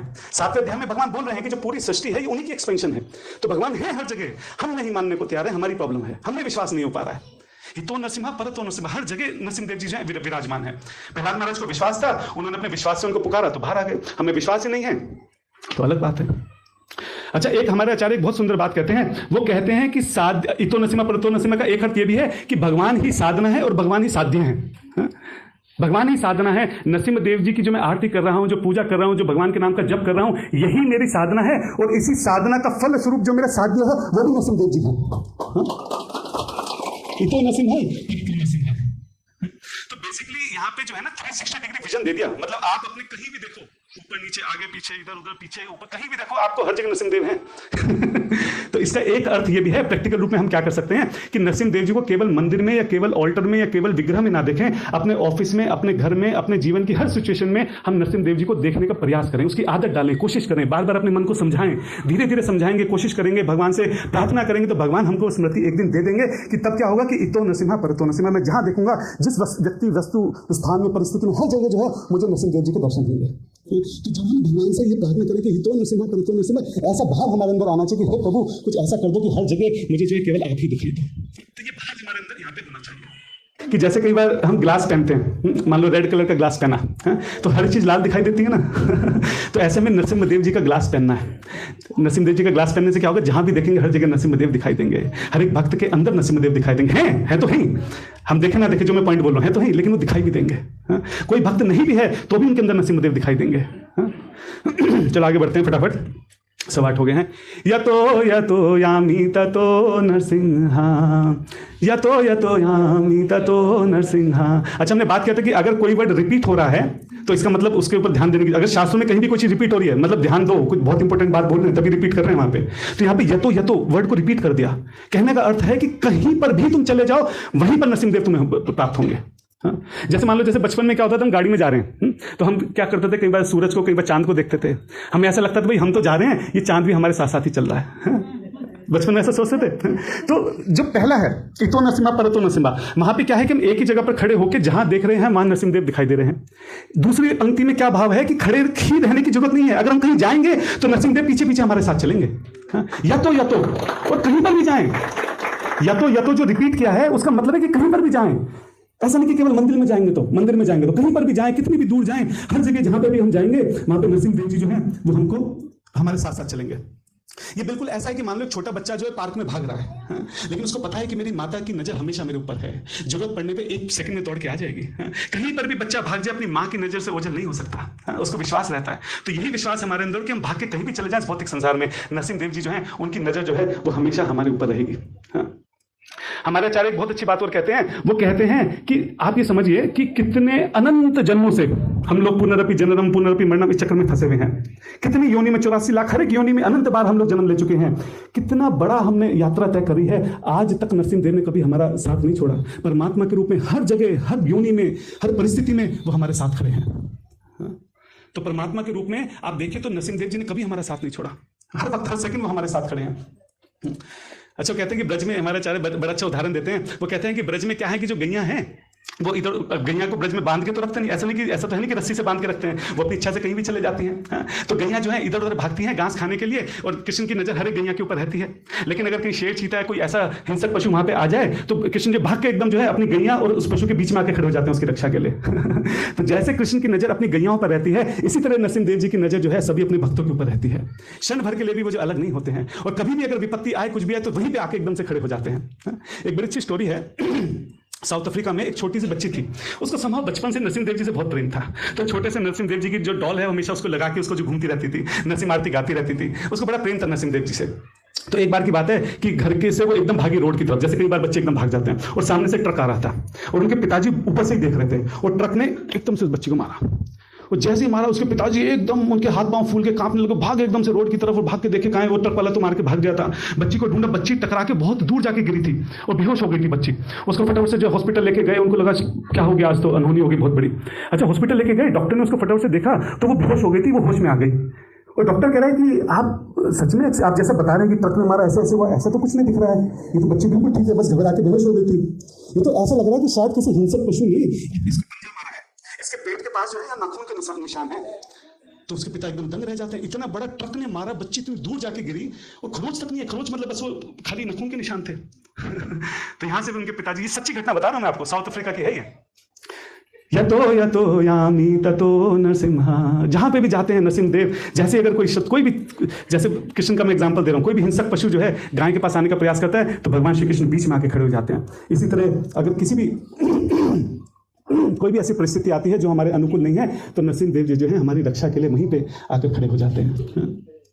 अच्छा, इसके पीछे एक भाव ये भी है कि जहां पर एक जगह तो इतो नरसिम्हा परतो नरसिम्हा, इसका भाव ये भी कि जहां जहां मैं जा रहा हूं ना, हर जगह मुझे नरसिंहदेव दिखाई दे रहे हैं। तो प्रभुपाद जी के एग्जांपल से अगर हम देखें, तो जब प्रभुपाद जी न्यूयॉर्क में थे तो क्या था कि वो जहां जाते थे, ये 1965 की बात कर रहा हूं मैं, जब कुछ नहीं था उनके पास। हाँ, तो शाम को वो वॉक करने के लिए जाते थे, बहुत सुंदर सी बिल्डिंग देखते थे और उनको लगता था कि कितना सुंदर है। हाँ, ऐसा होगा, ये मंदिर बन जाएगा, और क्या होगा कि ये जो बीच वाला फ्लोर है ना, यहाँ पे तो हम विग्रह रखेंगे। हाँ, और ये जो नीचे है, यहाँ पे प्रसाद की व्यवस्था हो जाएगी। हाँ, ऊपर जो है ब्रह्मचारियों के ठहरने की व्यवस्था होगी। हाँ, बहुत सुंदर यहाँ पे हो जाएगा, यहाँ पे हम बुक डिस्ट्रीब्यूशन करेंगे, बहुत अच्छी बिल्डिंग है, बहुत बढ़िया। उन बेचारों के पास खाने के लिए नहीं था। हाँ, कई बार भूखे सोए हैं वो, जेब में 1 रुपया नहीं है, और बड़ी बड़ी बिल्डिंग देख के, जिस बिल्डिंग को भी देखते हैं, अरे ये तो बहुत अच्छी बिल्डिंग है, इसमें तो कितना अच्छा बेसमेंट भी है, बेसमेंट में तो पार्किंग हो जाएगी, पार्किंग की दिक्कत नहीं होगी, है ना, और यहाँ पे हम लोग बुक स्टॉल लगाएंगे, यहाँ पे हम लोग प्रसाद करेंगे, यहाँ पे ऐसे सुंदर राधा श्याम सुंदर के बहुत अच्छे से विग्रह आ जाएंगे, और यहाँ पे ऐसा होगा, यहाँ पे ऐसा होगा, कितना सुंदर मंदिर दिख रहा है, बहुत अच्छे, बहुत अच्छे। फिर बेचारे थोड़ी देर आगे बढ़ेंगे, फिर कोई बिल्डिंग दिखाई देगी, फिर इस तरह से स्मरण करेंगे। जिस व्यक्ति की जेब में 2 रुपए नहीं है, खाने की व्यवस्था नहीं है, अगले महीने का रेंट जिसके पास नहीं है, वो जिस बिल्डिंग में देख रहा है, उस बिल्डिंग में उसको जो है भगवान राधा श्याम सुंदर का सुंदर मंदिर दिखाई दे रहा है। आप सोचिए क्या भाव रहा होगा श्रील प्रभुपाद जी का। यतो यामी ततो नरसिम्हा। तो अब हम भी ये करें कि हम भी इस बात को, जब हम ये वर्ष, जब ये पंक्ति बोले कि यतो यामी परतो नृसिंहा, तो हम भी इस बात को अपने जीवन में उतारें कि जब भी हम ट्रैवल करें, जब भी हम गाड़ी में जाएं, साइकिल में जाएं, ट्रेन में जाएं, फ्लाइट में जाएं, पैदल जाएं, कहीं भी जाएं, जैसे भी हमारा मूवमेंट हो, इमीडिएटली इस बात को याद रखें कि मैं जहां भी जा रहा हूं हर जगह जो है नरसिंहदेव जी जो है विराजमान है। ये भाव जो है हमारे अंदर यहाँ पे आना चाहिए। एक और उदाहरण जल्दी से दे देता हूं, हालांकि टाइम नहीं बच रहा है। आप सोचिए कि यूएस में एक जगह है लॉस वेगास। पूरी धरती में अगर कलयुग का स्वरूप कहीं है तो वो लॉस वेगास में है। आप लोग शायद वहां कभी नहीं गए होंगे और भगवान करे कभी ना जाएं। वहां पे आप समझिए जो 4 नियम है, खुले आम सड़क के बीचों बीच उसका उल्लंघन होता है, ऐसी जगह है वो। अगर कली का कहीं विराजमान है, कली का कोई स्वरूप है, तो वो लॉस वेगास है। और उस लॉस वेगास में ऐसी जगह, वहां पे आपको पता है घड़ी नहीं लगाते, वहां पे कहीं भी आपको घड़ी नहीं दिखाई देगी। क्यों? क्योंकि एक बार जो वहां पे आ जाए उसको टाइम का पता नहीं लगना चाहिए। हर वक्त वहां पे इतनी रोशनी चकमगाती रहती है, आपको पता नहीं चलेगा कि दिन है कि रात है। एक बार आप मॉल के अंदर घुसोगे, इतने बड़े बड़े मॉल हैं, कहीं कहीं किलोमीटर तक फैले हुए मॉल है, कहीं कहीं माइल तक, और उनके ऊपर भी उन्होंने ऐसा बना रखा है कि आकाश बना रखा है, मतलब बादल आकाश ऐसे दिखेंगे और लाइटें इतनी है, आपको पता ही नहीं लगेगा कि क्या समय हो गया। और कहीं घड़ी लगाते नहीं है वो। आप अंदाजा लगाइए, वहां पानी जो है शराब से ज्यादा महंगा है। टाइम नहीं है अभी, मैं उसको ग्लोरीफाई नहीं करना चाहता हूँ लॉस वेगास को। मैं जस्ट यहाँ पे अपनी बात रखने के लिए, ताकि आप उस बात की गंभीरता को समझें, इसलिए मैं हल्का से यहाँ पे आपको हिंट दे रहा हूँ कि ऐसी जगह है लॉस वेगास, और उस लॉस वेगास में हमारा इस्कॉन का मंदिर है। और वहां पे जो भक्त हैं, वहां पे जो भक्त हैं, जब उन सड़कों के ऊपर खड़े होकर, जहां पे अंदर जो है स्त्रियां लड़कियां खड़ी हुई, खुलेआम शराब चल रही है, क्या नहीं हो रहा है वहां पे भगवत गीता लेके खड़े होते हैं। और तब जो है वहां पे नरसिंह आरती जो है, तब वहाँ पे ऐसी स्थिति में जो है लगातार नरसिंह आरती जो है वो गाते रहते हैं कि हे नरसिंहदेव, यहाँ पे हम लोग प्रभुपाद जी की आज्ञा से प्रचार करने हैं, कृपया करके आप हमारी रक्षा कीजिए। समझ रहे? तो ये है बहे नरसिंहा हृदय नरसिंहा। अरे खाली बाहर ही नहीं, हृदय में भी नरसिंहदेव विराजमान है। अच्छा, दोनों जगह होना जरूरी है। आप समझिए कि जैसे मान लो गुलाब जामुन है, गुलाब जामुन की जो चाशनी है वो बाहर भी होती है, अंदर भी होती है। अगर एक जगह रह जाएगी तो बात नहीं बन पाएगी। मान लो बाहर तो चाशनी लगी हुई है और अंदर से सूखा है, कैड़ा है, मजा खराब हो जाएगा। और अगर अंदर चाशनी है, बाहर से सूखा रहेगा, तो भी इतना मजा नहीं आ पाएगा। मजा तो तब है जब पूरा चाशनी में डूबा हुआ हो, अंदर से भी और बाहर से भी। वही भाव जो है इस पंक्ति में है कि हृदय नरसिंहा, भय नरसिंहा, हृदय नरसिंहा, कि केवल बाहर में ही नहीं, हृदय के अंदर भी जो है नरसिंहदेव जी जो है वो विराजमान है। केवल पिलर, खाली पिलर में नहीं, खंबे में नहीं है, बाहर भी नरसिंहदेव जी जो है वो विराजमान है। जब महाप्रभु बोल रहे हैं प्रतिमा नहीं तुम्हें साक्षात ब्रजेंद्र नंदन, अरे तुम प्रतिमा नहीं हो। हाँ, जगन्नाथ जी को देख के बोलते थे तुम प्रतिमा नहीं हो, साक्षात ब्रजेंद्र नंदन तुम ही हो। ये भाव हमारा क्यों नहीं आ पा रहा है? ये इसलिए नहीं आ पा रहा है क्योंकि हमारे हृदय में नरसिंहदेव नहीं है, हमारे हृदय में ब्रजेंद्र नंदन नहीं है। प्रहलाद महाराज को पिलर के अंदर नरसिंहदेव इसलिए दिखाई दे क्योंकि प्रहलाद महाराज के हृदय में नरसिंहदेव पहले से थे, खाली बाहर से नहीं है। अगर हृदय में होगा तो ही बाहर दिखाई देंगे। जैसे मैं बोल रहा हूं, दोनों में से, गुलाब जामुन में से अगर बाहर अंदर कहीं एक भी नहीं हुआ तो बात नहीं बन पाएगी। इसी तरह केवल अंदर है बाहर नहीं है, बाहर है अंदर, ऐसे बात नहीं बन पाएगी। अंदर होगा तो ही बाहर दिखाई देगा। जब हम विग्रहों को देखते हैं, हमें साक्षात ब्रजेंद्र नंदन क्यों नहीं दिखाई दे रहे? क्योंकि हमारे हृदय में वो नहीं हो पा रहा है। हाँ, इसलिए हमको दिखाई नहीं दे रहे। तो हमारे गौड़ी आचार्य यहाँ पे बात बोलते हैं कि बहे नरसिम्हा हृदय नरसिम्हा, कि केवल विग्रहों में ही हमको नरसिंहदेव को नहीं देखना है, हमारे अंदर परमात्मा के रूप में भी नरसिंहदेव जी जो है हर क्षण जो है विराजमान है। बहे नरसिम्हा हृदय नरसिम्हा। तो कह रहे हैं कि अगर हम प्रहलाद महाराज को देखें तो उनका तो ऐसा ट्रांसपेरेंट विजन है, मतलब वो तो उनका तो ऐसी स्थिति है कि वो आंखें बंद कर लें तो नरसिंहदेव के दर्शन है, आंखें खोल लें तो नरसिंहदेव के दर्शन है। मतलब तो बाहर हर जगह नरसिंहदेव को देख रहे हैं, अपने हृदय में भी नरसिंहदेव को दे रहे हैं। मतलब उनके लिए तो कोई इसमें अंतर ही नहीं है, चाहे आंखें बंद हो चाहे खुली हो, हर जगह नरसिंहदेव दिखाई दे रहे हैं। ऐसी स्थिति में प्रहलाद महाराज हैं, आप अंदाजा लगाइए। और ये चीज हमको यहाँ पे हमें भी हमारे जो आचार्य हैं हमको भी चिता रहे हैं कि इस चीज का हम भी प्रयास करें कि जो हमारे हृदय में हो वही हम बाहर से देख के बोलें, वैसा ही हम बाहर से भी बिहेव करें। अगर हम अंदर खाली बाहर से भक्त नहीं बन सकते, हमको अंदर से भी भक्त बनना है। अभी थोड़े दिन पहले मैं छिपेवाड़ा मंदिर में गया था तो उसके विषय में मैं बहुत डिटेल से पढ़ रहा था। तो प्रभुपाद जी जब वहां पे थे तो सुबह 3 बजे उठकर वो नीचे जो है विग्रहों के दर्शन के लिए आते थे और अपनी साधना करते थे 3 बजे से 7 बजे तक लगातार। आप सोचिए कि क्या वहां पे श्रील प्रभुपाद जी को अपनी साधना रिपोर्ट किसी को सबमिट करनी थी क्या? वहां कोई कैमरा लगा हुआ था क्या? कोई उनसे पूछने वाला था क्या? वहां पे कहने सुनने वाला था क्या? अरे प्रभु जी आप साधना नहीं कर रहे, आप सुबह मॉर्निंग प्रोग्राम मिस कर रहे हो, कोई कहने वाला था क्या? कोई देखने वाला नहीं था, कोई पूछने वाला नहीं था। लेकिन अंदर से थी वो चीज, सिर्फ दिखाने के लिए नहीं है, अंदर से। कोई नहीं जानता और शायद आगे भी कभी कोई नहीं जानता। आज पूरी दुनिया श्रील प्रभुपाद जी की जय जयकार कर रही है, लेकिन उनको नहीं पता था ये सब होने वाला है। वो ऐसा नहीं था कि मैं अभी ऐसा करता हूं ताकि आने वाले समय में आज से 50-100 साल बाद लोग मुझे ग्लोरीफाई करें, ऐसा नहीं था। किसी को दिखाने सुनाने की जरूरत नहीं थी, हृदय के अंदर थी वो चीज। इसलिए वो बाहर आ रही थी।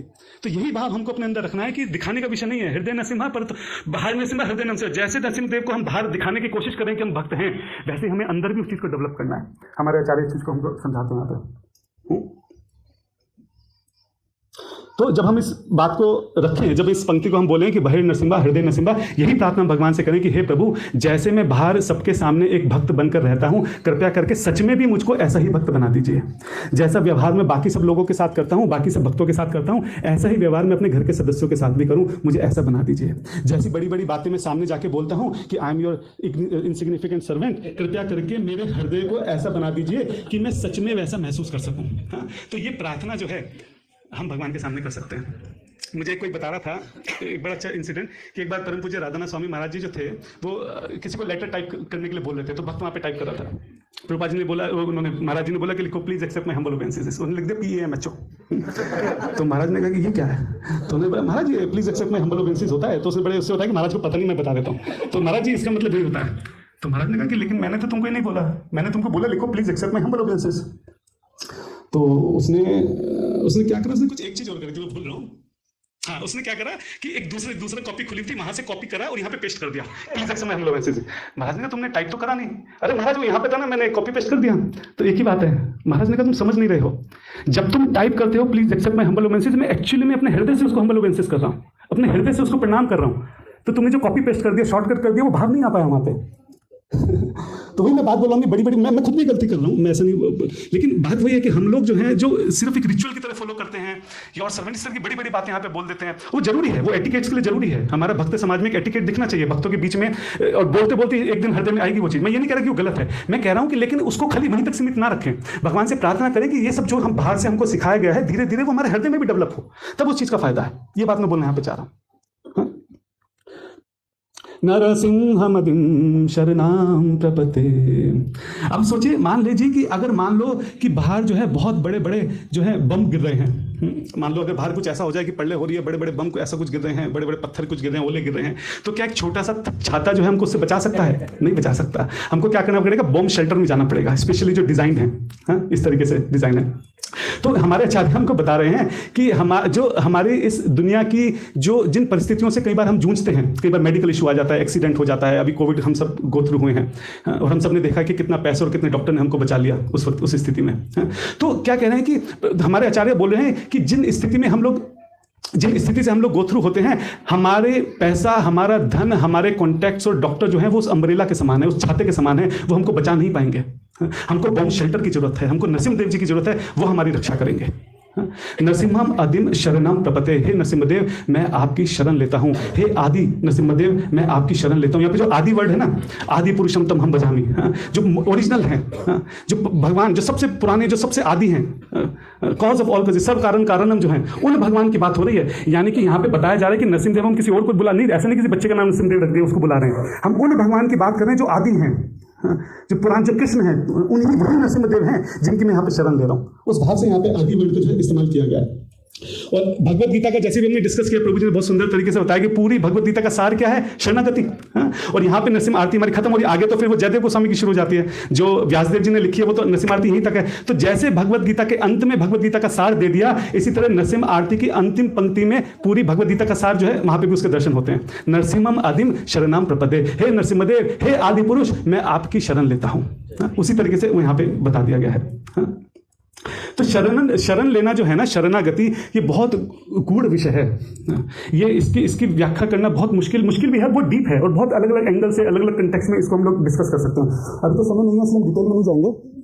लेकिन आप एक बात समझिए कि शरणागति का मतलब ये होता है कि मैं बिक गया भगवान के हाथों, मेरा कुछ है नहीं अपना। जैसे मान लो किसी की कोई गाय है, अगर मान लो मेरे पास गाय है और मैं जाकर उस गाय को बेच देता हूँ, अब जिसने खरीद ली गाय वो देखेगा उसको। ऐसा तो मैं रोज जाकर उससे पूछूंगा, अरे तुमने पानी डाला कि नहीं डाला, अरे देखो धूप में खड़ी है, अरे देखो तुमने इसको घास तो नहीं डाली। अरे मेरा अधिकार खत्म हो गया, वो बिक चुकी है, जिसने खरीदी है वो उसका अधिकार है, तुम नहीं पूछ सकते बार बार उसको जाके। तो जब हम शरणागति ले रहे हैं, एक तरह से हम भगवान के हाथों बिक रहे हैं। अब मेरा कुछ नहीं है, जो है भगवान का, जैसी इच्छा उनकी वैसे वो मुझे रखें। मुझे अपनी पड़ी नहीं है, मुझे अपनी टेंशन नहीं है, टेंशन उनकी है, वो लेंगे अब जो टेंशन होगी। तो ये शरणागति का यहाँ से भाव आता है। शरणागति का वैसे बहुत अच्छा एक वर्ष है, हमारे पास समय नहीं है, अनुकूलस्य संकल्पः प्रतिकूलस्य वर्जनम रक्षस्यति विश्वासो गोप्तत्वे वर्णनम तथा आत्मनिक्षेप कार्पण्य षड्विधा शरणागति। शरणागति के 6 लक्षण जो है इस वर्ष में बताए गए हैं और हर एक लक्षण के ऊपर बहुत विशेष, बहुत हमारे आचार्यों ने बहुत डिटेल में इसके ऊपर लिखा है। जल्दी से एक एक लाइन में कर लेते हैं, है ना, टाइम है नहीं, लेकिन जल्दी जल्दी कर लेते हैं। तो अनुकूलस्य संकल्पः यानी कि जो भक्ति के अनुकूल है उसको एकदम से पकड़ लेना, मतलब उसको करना। यहाँ पे डिटर्मिनेशन आती है, मतलब मेरी डिटर्मिनेशन है कि मेरे भक्ति के अनुकूल जो भी है, जो भी बताया गया है वो मैं करूंगा। हाँ? तो मान लो कि जैसे प्रहलाद महाराज हैं, प्रहलाद महाराज चारों तरफ डेमन से घिरे हुए थे, लेकिन भक्ति के अनुकूल क्या था कि वो अपना भजन करें, वो प्रचार करें, तो वो डरे नहीं, चाहे जो भी परिस्थिति हो वो वहां पे अपना प्रचार करें, भक्ति के अनुकूल है। हमारे संदर्भ में बात को ऐसे समझ सकते हैं, मैं थोड़ा जल्दी जल्दी बोल रहा हूँ, है ना, आप थोड़ा ध्यान से सुनिएगा क्योंकि मैं थोड़ा थोड़ा जल्दी जल्दी करके इसको कवर करने की कोशिश कर रहा हूँ। हमारे संदर्भ में बात को हम इस तरह से समझ सकते हैं कि हम अपने आचार्यों से जो भी कुछ सुनते हैं उसका कितना % फॉलो करते हैं, उतना % हमारी शरणागति है। शरणागति जो 0-1 नहीं होती, ऐसा नहीं कि ये शरणागत है ये शरणागत नहीं है, ऐसा नहीं होता। हम कितना सुन रहे हैं उसमें से कितना % फॉलो कर रहे हैं, उतनी % हमारी शरणागति हो गई जो भक्ति के अनुकूल है। प्रतिकूलस्य वर्जनम, और जिन चीजों के लिए मना किया गया है कि ये नहीं करना है उसमें से कितने % में चीजों को नहीं करता हूं, तो वहां से हमारी शरणागति पता लग जाएगी। मान लो 10 बातें बोल दी कि ये नहीं करना है, उसमें से मैं 3 तो करूं, 2 नहीं कर पा रहा, तो कितनी % हो गई? 60% शरणागति हो गई। ठीक है। रक्षस्यति विश्वासो, ऐसा विश्वास रखना कि केवल भगवान ही हमारी रक्षा करेंगे, उसके अलावा कोई हमारी रक्षा नहीं कर सकता, ऐसा दृढ़ विश्वास होना। जब प्रहलाद महाराज को जो है शिखर के ऊपर से नीचे फेंका जा रहा था, वो किसी से हेल्प के लिए नहीं चिल्ला रहे थे कि बचाओ बचाओ बचाओ, देखो क्या हो रहा है मेरे साथ, ऐसा नहीं है। वो एकदम शांत चित्त है कि भगवान की इच्छा होगी तो अपना रक्षा करेंगे, शांत चित्त है। रक्षति विश्वासो। गोप तत्वे वर्णनम तथा गोप तत्वे वर्णनम, गोप तत्व का मतलब होता है कि मेरी जो मेंटेन, पहले में रक्षा हुई, यहाँ पे मेंटेनेंस का भाव है कि मुझे जिन चीजों की भी जरूरत है, जब भी वो जरूरत होगी भगवान अपने आप मेरे को दे देंगे। प्रहलाद महाराज के पिता जो थे, इतने पूरे जगत के, पूरे ब्रह्मांड के ऊपर उनका राज्य था, लेकिन कभी भी वो किसी भी वस्तु के लिए अपने पिताजी के पास नहीं गए। उन्होंने जब भी मांगा नरसिंह देव जी से मांगा कि जो भी है यही मुझे देंगे। तो ऐसा भाव मन में डेवलप करना कि मुझे जिस चीज की भी आवश्यकता होगी मुझे भगवान अपने आप जो है उसको प्रोवाइड करेंगे। आत्मनिक्षेप, इसमें ओनरशिप का भाव है। ओनरशिप का क्या भाव है कि केवल भगवान ही जो है वो मेरे ऑनर हैं, जैसी उनकी इच्छा होगी वैसा वो मुझे कर लेंगे। जैसे एक बच्चा है, बच्चे ने पिताजी की उंगली पकड़ी तो बच्चा ये नहीं बोलेगा पिताजी यहाँ ले चलो वहां चलो, पिताजी की इच्छा है, वो जहां जाएगा बच्चा उनके साथ जो है वहां पे चला जाएगा। जब नरसिंह देव जी प्रकट हुए तो प्रहलाद महाराज ने नहीं बोला कि मारो हिरण्यकशिपु को, ये बचा लो मुझे, ऐसा नहीं है। वो आत्मनिक्षेप, जो इच्छा वो करो, आपको मारना है मारो, नहीं मारना मत मारो, बचाना है बचाओ, नहीं बचाना मत, मुझे मारना है मुझे भी मार दो, मतलब उनका कंप्लीट सरेंडर कि जो आपकी इच्छा वो करो। मेरा अपनी कोई राय नहीं है, मेरी कोई ओपिनियन नहीं है, मेरा कोई इंक्लिनेशन नहीं है यहाँ पे। जनरली हम क्या करते हैं जब मंदिर में जाते हैं ना, तो भगवान, हम क्या है, हमारी बड़ी इंटरेस्टिंग सिचुएशन है, हमको भगवान की शक्ति पे तो विश्वास है कि भगवान में शक्ति हमको दे सकते हैं, इसलिए हमारे मंदिर, लेकिन भगवान की बुद्धि पे विश्वास नहीं है। तो हमें लगता है कि शायद इनको पता नहीं है कि मुझे क्या चाहिए, तो मैं बता देता हूं। इनके पास इतनी बुद्धि नहीं है कि समझ सकें कि एक्चुअली मुझे किस चीज की जरूरत है और क्या लेने से मेरा भला होगा। तो बुद्धि तो मैं अपनी यूज करता हूं और शक्ति भगवान आप अपनी लगा दो तो मेरा काम बन जाएगा, ऐसा भाव रहता है। तो ऐसा नहीं है, बुद्धि भी भगवान में तुमसे, तो बुद्धि और शक्ति दोनों पे विश्वास है कि जो तुम्हें अच्छा लगे, जो तुम्हें सही लगे करो, मेरा अपना कोई ओपिनियन नहीं है यहाँ पे, है? तो ये भाव को जो है डेवलप करना। कार्पण्य मतलब बहुत हेल्पलेस महसूस करना, अरे मैं इतना इनसिग्निफिकेंट हूं, मैं तो क्या ही कर पाऊंगा, भगवान की इच्छा से ही सब चीजें चल रही हैं मेरे अंदर। तो भगवान बोलते हैं ना भगवत गीता में, क्या वर्ष है वो, कार्पण्य दोष फस्वा प्रच्छामि त्वाम धर्म सम्मूढ़, नहीं वो नहीं, एक वो वर्ष है ना जिसमें भगवान बोलते हैं मेरे से ही तुम्हारी स्मरण शक्ति आ रही है, सर्वस्य चाहम हृदय से नविष्टो मता स्मृति ज्ञानम अपहनम चा, मेरे से ज्ञान आ रहा है, मेरे से स्मृति आ रही है। जरा एक बार इमेजिन करो कि एक सेकंड के लिए भगवान अगर हमारी स्मृति भुला दे तो क्या स्थिति होगी, क्या ही कर पाएंगे हम। मेरे साथ हुआ ऐसा एक बार मैं ड्राइव कर रहा था गाड़ी से, और पता नहीं क्या हुआ कि अचानक से ना कुछ सेकंड के लिए ऐसा लगा कि मैं बिल्कुल सब कुछ भूल गया। मैं ये भी भूल गया कि मैं कौन हूँ, कहाँ हूँ और मैं कहाँ जा रहा हूँ, और ये रेड लाइट पे और मैं गाड़ी में मैं कर क्या रहा हूँ यहाँ पे। ठीक है, शायद कुछ अटैक रहा होगा, मुझे नहीं पता क्या था, लेकिन शायद या फिर हो सकता है भगवान ने मुझे इस वर्ष को समझने के लिए ऐसी स्थिति में लाए। लेकिन कुछ सेकंड के लिए मुझे पर्सनली एक्सपीरियंस है कि कैसा लगता है कि तुम्हें कुछ भी नहीं पता, मतलब तुम एकदम ब्लैंक हो रहे हो, तुम्हें पता ही नहीं तुम कौन हो, कहाँ हो, क्या कर रहे हो, गाड़ी में क्यों बैठो, कहाँ से आ गए, सामने क्या है, कहाँ जा रहे हो, क्या चल रहा है, कुछ नहीं पता। और 3-4 सेकंड के बाद भी मेरी स्मृति धीरे धीरे एकदम से रिकवर हो गई थी। But I am trying to tell you कि मुझे वो एक्सपीरियंस है उस चीज का, और आप भी थोड़ा समझने का प्रयास कीजिए। एक सेकंड में अगर स्विच ऑफ हो गया पता ही नहीं लगेगा हम है कौन कहाँ है। ये जो स्मरण शक्ति है ये भी भगवान दे रहे हैं, तो ये हेल्पलेस महसूस करना कि भगवान मेरा तो कुछ भी नहीं है, स्मरण शक्ति भी आप दे रहे हो, शक्ति भी आप दे रहे हो, जो चल रहा है आपकी इच्छा से चल रहा है। तो ये भाव को जो है डेवलप करना, कार्पण्य यहाँ पे ये वर्ड आता है यहाँ पे। ठीक है, तो अभी हम इसमें इसके अभी डिटेल में नहीं जाएंगे, नहीं तो हमारी आरती पूरी खत्म नहीं हो पाएगी, लेकिन आप समझिए आसान शब्दों में हम सबके लिए ये है कि जो हमको बताया जा रहा है, श्रील प्रभुपाद जी ने जो भी हमको बोला है, हम जितना % वो कर रहे हैं, जितना % नहीं कर रहे हैं, उससे हम अंदाजा लगा सकते हैं कि हमारी क्या स्थिति है। यहाँ पे इसलिए हम समझ सकते हैं। अच्छा, जब यहाँ पे आदि वर्ड का इस्तेमाल हुआ है ना, आदि, नसीम आदि, तो यहाँ पे एक बात और आ रही है। हमारे आचार्य कह रहे हैं कि प्रहलाद महाराज का ये भाव निकल के आ रहा है कि हे भगवान, आप तो आदि मतलब बिगिनिंग, सबसे पहला, कि आप तो मेरे लिए सबसे पहले थे। जब तक मैंने सूरज चांद नहीं देखा था, जब तक मैंने अपनी माता का चेहरा तक नहीं देखा था भगवान, तब मैंने आपके दर्शन करे थे। तब से मैं आपका भजन, आपकी आरती करता रहा हूँ। आदि, आप सबसे पुराने हो, सबसे पहले से मैं आपको जानता हूँ, क्योंकि कयादू के गर्भ में थे, कयादू के गर्भ में थे, तभी नारद मुनि ने उनको ज्ञान दिया था, भगवान के विषय में बताया था। तब भगवान के विषय में सुना था उन्होंने, जब माता के गर्भ में थे, बाहर तक नहीं थे, सूरज की रोशनी तक नहीं पड़ी थी। तो सबसे पहले से मैं आपको जानता हूँ। प्रहलाद महाराज के भाव भी हमारे आचार्य बताने कि यहाँ पे जो निकल के आ रहा है। अब हमारे लिए समझने की बात क्या है? हमारे लिए समझने की बात है कि हम भी भगवान को अपना आदि बना लें। कहने का मतलब, उठने के बाद सबसे पहला काम जो है हम क्या करें, भगवान के दर्शन करें और भगवान का नाम लें। हाँ, जैसे अगर हम शर्ट पहनते हैं ना, तो शर्ट का अगर पहला बटन ठीक से लग जाए तो सारे बटन ठीक से लग जाते हैं, और पहले गलत हो जाए तो सारे गलत हो जाते हैं, है कि नहीं? इसी तरीके से हमारे दिन की पहली एक्टिविटी अगर ठप हो गई, भगवान के उठ के उनको प्रणाम करके, मंगला आरती करके, कि भगवान के नाम पे जब हम निकल गया, तो उसके बाद फिर पूरा दिन सही जाने वाला है। तो जब इस वर्ष को हम बोले, तो भगवान को बोले, प्रभु ऐसा अरेंजमेंट कर दीजिए कि मेरे दिन की शुरुआत जो है हमेशा आप मेरे लिए आदि रहे, हमेशा बिगिनिंग रहे। हाँ, मेरे दिन की शुरुआत जो है हमेशा आपसे हो। या फिर मैं किसी भी नई चीज को स्टार्ट करूं, मकान, दुकान या कुछ भी मैं अगर कोई कुछ भी नया करूं, तो नरसिम्ह देव जी से प्रार्थना करके उनका आशीर्वाद लेके ही करें। बिगिनिंग जो है वो नरसिम्ह देव से होनी चाहिए। हाँ, आदि, क्योंकि वो आदि पुरुष हैं, ऐसा हमारे आचार्य हमको यहाँ पे बता रहे हैं। तो यहाँ पे जो हमारी नरसिम्ह आरती है, ठीक है, वो उसका यहाँ पे बहुत संक्षिप्त में विवरण जो है वो खत्म होता है। हमारे आचार्यों ने तो इतना बोला है कि पूरे 7 दिन की कथा केवल इसी आरती पे हो सकती है, इतनी सारी वहाँ पे बातें बताई गई हैं। लेकिन भाव यह है कि जब हम नरसिम्ह आरती गाते हैं, तो हर एक पंक्ति में जो है हमारा उस भाव को धीरे धीरे डेवलप करें। शुरू में जो है मेहनत लगेगी, बार बार याद करना पड़ेगा, धीरे धीरे वो हमारे चित्त में समा जाएगा। फिर अननोइंगली भी अगर हम गुनगुनाएंगे, तो अपने आप वो भाव जो है हमारे मन से निकल के आएगा। हाँ, तो इस चीज़ का हमको ध्यान रखना है। तो जल्दी से जो दूसरी पंक्ति है जयदेव गोस्वामी जी की, सिर्फ 20 मिनट हमारे पास बचे हैं, जल्दी से उसके ऊपर भी उसके भी दर्शन कर लेते हैं यहाँ पे। तव कर कमल वरे। अच्छा, यहाँ पे जो हमारे जयदेव गोस्वामी जी हैं, जयदेव गोस्वामी जी के बारे में किसने सुना है, पढ़ा है? अच्छा, वीडियो जयदेव गोस्वामी की ऐसी भक्ति है कि आप सोचिए कि उनके हाथ पांव काट कर जो है उनको कुएं में फेंक दिया था। हमारे अगर एक सुई चुभ जाए तो हमारी क्या स्थिति होती है? किसी व्यक्ति के अगर हाथ पांव काट दिए जाएं और उसको एक गहरे कुएं में फेंक दिया जाए, अंदाजा लगाइए कि क्या स्थिति होगी। वो उस कुएं में चिल्ला नहीं रहे कि बचाओ बचाओ, है वो वहां पे भगवान के भजन गा रहे हैं। आप सोचिए कि क्या भक्ति रही होगी। लास्ट ईयर मैंने इसके ऊपर जयदेव गोस्वामी के बहुत विस्तार से चर्चा करी थी 3 या 4 सेशन में। आप एक बार सुनिएगा, आपको आनंद आएगा जयदेव गोस्वामी के। और जब जयदेव गोस्वामी की ग्लोरीज पता लगेंगे ना, तो जयदेव गोस्वामी ने जो लिखा है उसकी ग्लोरीज भी और निकल के आएंगी, कि एक ऐसा भक्त के मुंह से निकली हुई बात है। और उसमें बहुत सारी लीला है कि कैसे भगवान पागल रहते हैं उनकी, जयदेव गोस्वामी की रचनाओं को सुनने के लिए, जो जगन्नाथ जी है स्पेशली। आप एक बार सुनिएगा, उसको अगर आप सुनेंगे ना, तो इसको और ज्यादा अप्रिशिएट कर पाएंगे। मैं उस भाव से यहाँ पे इस बात को बोल रहा हूँ, ठीक है? मेरे चैनल पर सुनिएगा, या फिर और भी किसी वरिष्ठ भक्त का, जयदेव बहुत सारे लेक्चर्स हैं हमारे वरिष्ठ भक्तों के भी, आप उनका सुनिएगा। लेकिन जयदेव गोस्वामी से कनेक्ट होंगे तो हमारी नरसिम्हा आरती से और ज्यादा अच्छे से कनेक्ट हो पाएंगे। वो मैं यहाँ पे बोलना चाहता हूँ। तव कर कमल वरे, जयदेव गोस्वामी के, आप जरा यहाँ पे देखें उनके काव्य के जरा परिकाष्ठा को देखिएगा, जो शब्द आने वाले आगे। वो कह रहे हैं कि आपके हाथ, तव कर मतलब आपके हाथ जो हैं कमल के फूल के समान है। मतलब शेर के जो ऐसे हाथ हैं जो खून से रगे हुए हैं, जिसमें इतने बड़े बड़े नाखून निकले हुए हैं, जिसमें इतने बड़े बड़े फर निकले हुए हैं, वो कह रहे हैं ये तो कमल की पंखड़ियों के समान सुंदर आपके हाथ हैं। यहाँ पे जयदेव गोस्वामी जिस बात को बोल रहे हैं।